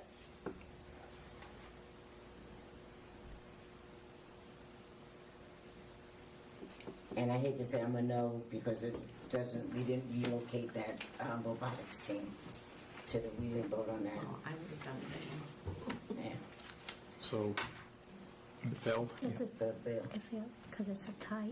Because it's a tie. Sean's right here. So if it's a tie, it fails? I'm going to make sure that the robotics team has a location. Well, I would do that. I say, Robert. Definitely. You know I would do Oh, that. I don't Well, doubt it. I I like just to didn't- have it on paper Well, that we're listen. going to do that, and that it's going to happen. What did So you say, I don't know what we Ian? do next. Tell AD to take their Robert's rules parliamentary. They're not gonna be law, happy about A tie that. vote is a failed vote. Yeah. A tie vote is a failed motion. Correct. Correct. That's what she said. Then unless somebody wants to reconsider. So,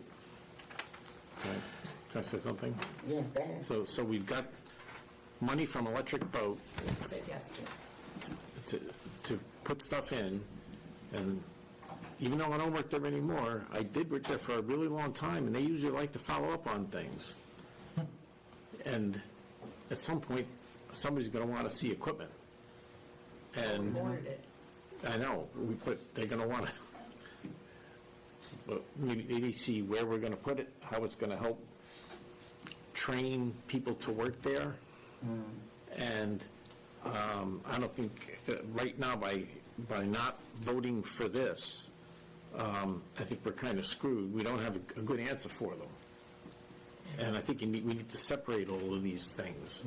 I'm not saying don't support the robotics club, because it seems to me yes, we're taking that on late in the game, okay, but they've made it known and it's being taken care of. So that's. Well, I'll just say this, if you guys would have voted to relocate the robotics club to the wood shop, you might have had enough votes for both. You know what I'm saying? You would have enough votes for the machine shop and relocate the robotics club. But you didn't vote for that. You voted no to relocate the robotics team to the wood shop. Jen? So, I mean, you could reconsider that vote if you want to take that vote again. so, That would end up in a tie anyway. so we're just like, so we're at the point, right, like, everything is voting and stuff, but where it comes to the point where if we say we're going to do something that we don't trust administration that they're going to do it. I know that they failed. I'm the one who basically said it, that there was poor planning on what they did to robotics to begin with. But we need to, at some point, trust the process and trust that if they say they're going to clean the wood shop, they're going to move the team, we need to trust that they're going to do it. You did do it. That they're going to do it. We can't be like, oh, it needs to be in writing because I don't trust them, and maybe it's not. Maybe it's maybe Ian, let us speak. Maybe it's naive of me to think. What are we speaking? There's a motion that was voted on. The item's done. No, because they were saying to reconsider. I was just like, whatever. Like, we're Reconsidering, that would make the motion to reconsider. okay. No, that's fine. But I'm just saying, like, Have to make the motion to reconsider. You can make a motion if That's you what I'm consider. saying. no, No? no, Okay. because like you're basically saying you don't trust people. No. But we're not saying we don't trust them. We're just saying. Point of order. All right, okay, and I hear you. I hear you. Right. What are we doing here? I know. You're happy that it failed, but we're just trying to have a little discussion here. That's good. That's okay. I've had my hand up for a minute now. I apologize. I can't see everybody else. Well, if you're going to talk about the motion, you can't talk about the motion because it failed. I realized that I was going to talk about the process because in regards to what Mitch had said. Mitch, we don't have any rules that prevent us from bringing this up again in a special meeting tomorrow if we wanted to, although I would suggest against that.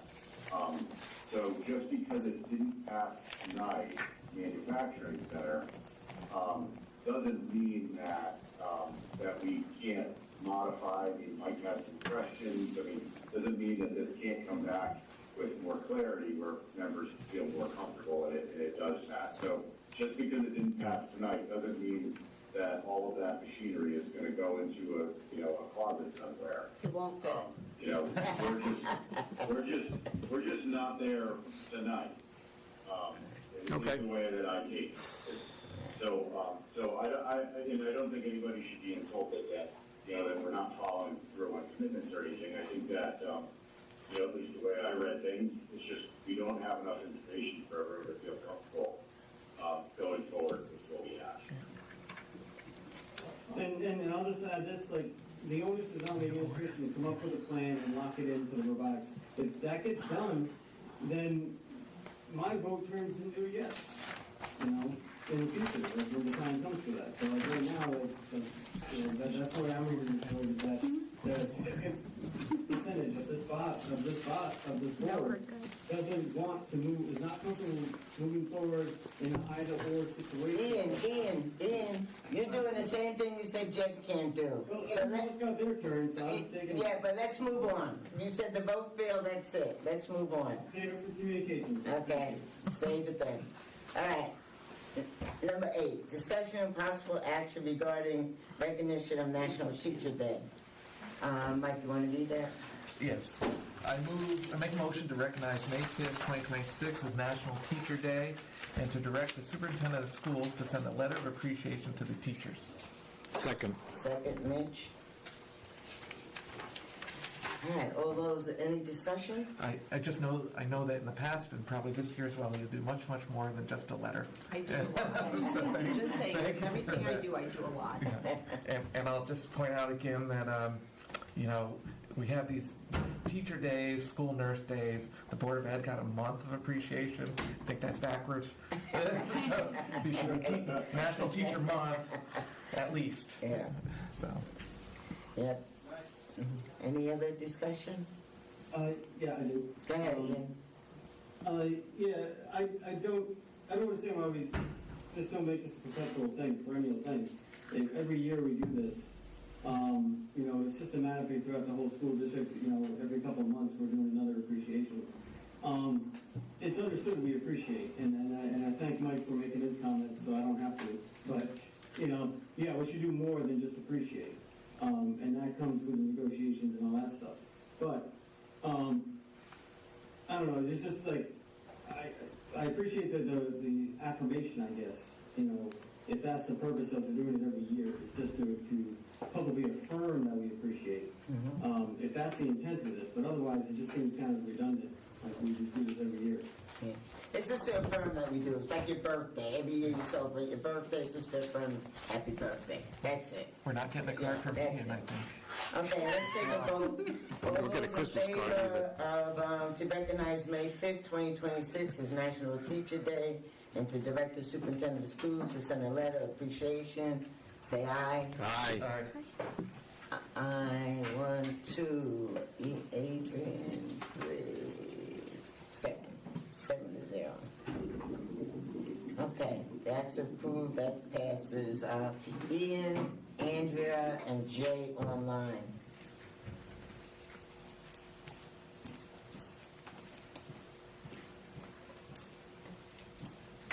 Okay.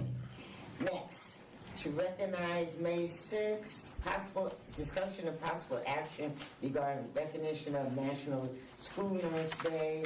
The motion reads to recognize May 6th, 2026 as National School Nurse Day and to direct the superintendent of schools to send a letter of appreciation to the nurses. Do I have a second? Second. Second, Mitch. Any discussion?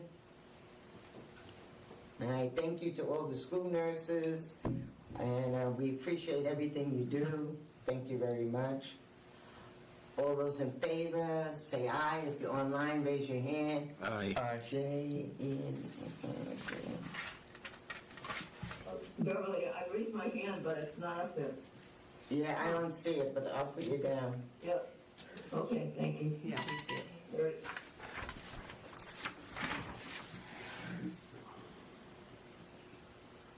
Okay. Next, information proposals, letters, communication, comments by board members regarding meeting items and other items in their jurisdiction. Mike, you have anything? I was trying to think of it. I might, but not right now. Okay, Jen?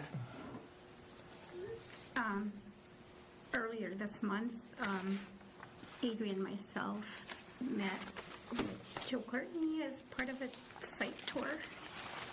I did have a question. There's an RTM meeting. I think it's Thursday. Or do It's you a want public hearing. Do you want us to attend? Okay. That's it. Okay. And a mentor mentee dinner on Wednesday. Okay.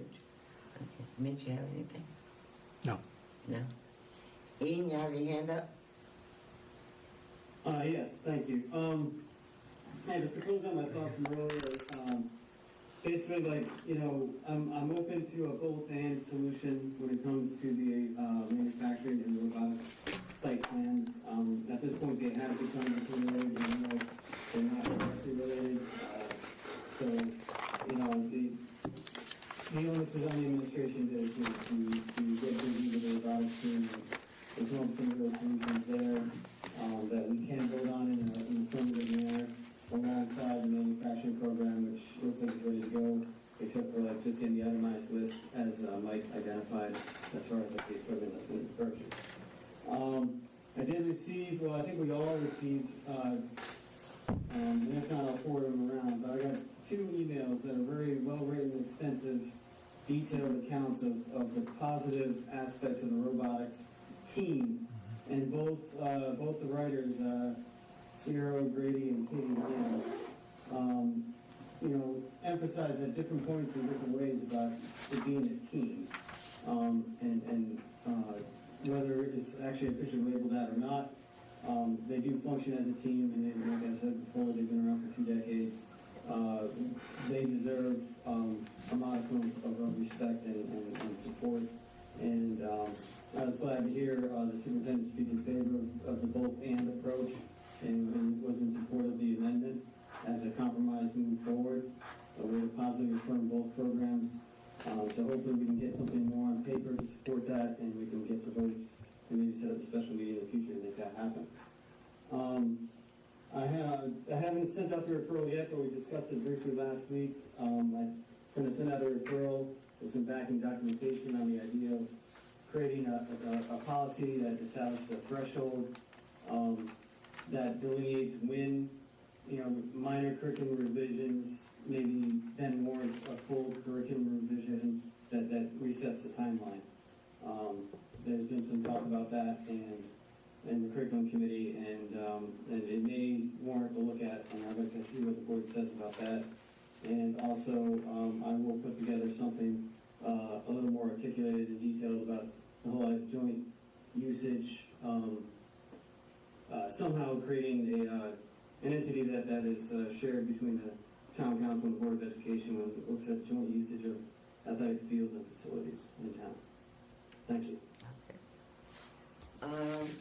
Maybe, would you be able to have all the information by Monday, May 11th? And we can have a special meeting and vote on it again? Yep, I could get Would that that be done. okay for you guys? It's a COW meeting, but maybe we can have a, I don't know how we would do it. Do that, the COW? A special meeting. She could make it a special meeting. Yeah, make it a special meeting. I don't think we can add one more thing this week. Yeah, we can make it like. This is like I'm working 5:30. again. I know. Well, we might have to Welcome to make my it world. early than that, though. I want to go to your world someday. Because there's always a lot. They of might just do discussion. me in. Right. And we might have to make it at 5. So. Ian, did you hear what I said? Oh, he's Yes, you can make it May 11th to combine committee of the whole with a special meeting alongside it. Yeah, make a special meeting before, but it would have to be at 5. It Yeah, can't, that's it fine. can't be at 5:30 because the discussion will carry on. Yeah, good. can't But with this much notice, I'll be able to make that work. Okay. 11th. Oh, wait. Go ahead. I think there is a convention going on May 11th at 7 p.m. At, A convention? Yeah, it's a Democrat, Excuse me? I don't think there's any conflict there. All right, well, we don't want to, you have to make a choice, Ian, whether to go to the convention or come to the board It's not meeting. me. It's you, Bev. It's you. You're on the list. I'm not going, because I'm committed to the board. So Okay. I'm not gonna go there. I was just double checking my calendar and I saw the list there. So Yeah. I just, Yeah. all right, you're good with it. If this is more important, because we have to move on with this machine shop. So repeat. You know, it's like the retreat where, I don't know, what happened with the retreat? I'm not gonna go into that, where the person left and went somewhere else and said something different. But that's okay. Adrian, on to you. About that. Yeah, I would prefer that we just keep this, not commenting about Florida and ourselves as part of it. Except when I want to say that I agree with all Ian said, without restating the emails from the robotics parents or the robotics students or previous students. I really did appreciate those emails. And although it wasn't shown in the meeting, and some board members maybe that were remote didn't get to see it last month, when we went and saw what the robotics team does, I found it amazing. It's actually the first time, I'm a little bit embarrassed to say that, but it's the first time that I've actually gone and seen robotics, and it was truly amazing. And I I think if we look at the amount of hours that they put in a year, because it's not just a season like a sport, it is multiple hours every day for I think probably 3/4 of the year pretty safely, maybe longer than that, of the school year. It is impressive, and it's impressive what our students are learning in there. I mean, and machining in addition to a lot of other things, and just working together, as a team. So I just want to, kind of highlight that. I recommend somebody watch some of those competitions to see what kids can make happen with a robot that they get 8 weeks to design and build and complete it. So I think the robotics program is very important, and it just in this one vote, those two things, it's like we're putting up a highway, in the machine shop, but there's a few things in the way, and one of them is, the house that holds robotics. You just talked about that, dealing with the highway right through the whole their house. So that being said, and then the other thing I do want to, I think he missed the point. kind of emphasize. What was the point? Is You were surveying if we could do a 5 o'clock meeting. Point of order, what's going on here? No, go ahead. I was speaking, but But go ahead. no, that's all right. The other thing I wanted to say was I really hope that the board and the Fields Task Force, or however this happens, that we take this property offer by Mr. Franklin more seriously. And I'm not saying that I think that we should do it, but I think that that it presents a very unique opportunity, and one that may be regretted by boards down the line if we don't give it some real attention on what the possibilities are for our district if we were to obtain that piece of property for fields or safer transportation around the south side of the school or anything else. So again, I'm not saying that we should purchase that property. I'm saying that we should, as a board, have some real thought and deliberation into whether it's a good idea to purchase that property. So that's all I have. Okay, Dr. A? Yes, I do have something, and it's a bit on a lighter note, so we can close on a lighter note. And I just wanted to go back to the Purple Up for the Military Child Month. And I wanted to relay a story that happened to me. When my first year of teaching, I went into one of the classes and I said, "Where's April?" And they said, "Oh, she moved." I said, "Moved? What do you mean moved? Nobody moves. My mother was born in the house. She died in the house that she was born in." The kids that I went to, were in my first grade class, walked across the stage with me when I graduated. Nobody moved. I had no idea. In 3 weeks, 1/3 of my class was gone, and there were 10 new faces in my class.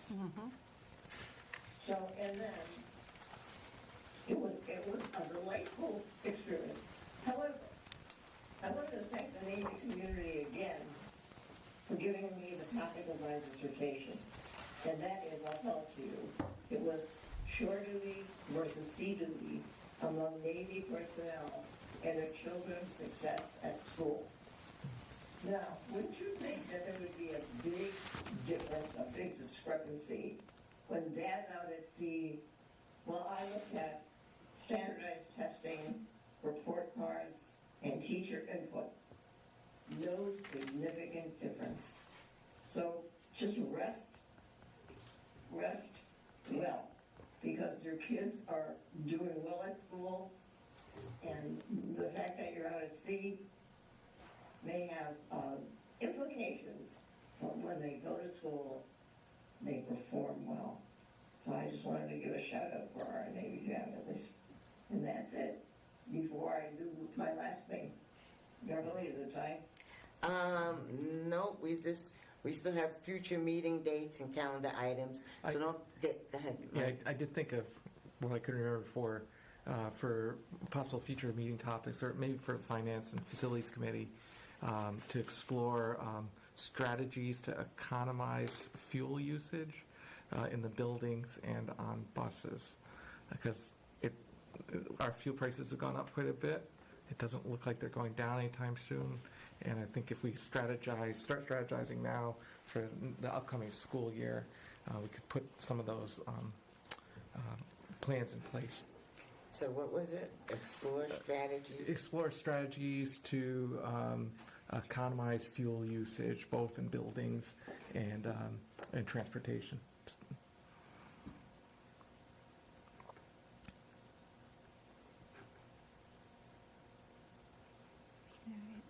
I don't know from May, but we can add it. I don't know if Sam's team has. What happened there? No, told me we can add it, but it's probably not for May, because Okay. Sam's No, team he's just wouldn't. making a referral. Yeah. All right, so Mike's referral is to explore strategies to economize fuel usage both in buildings and transportation. So Mike made that referral, so I think he's in favor of it. What about you, Jen?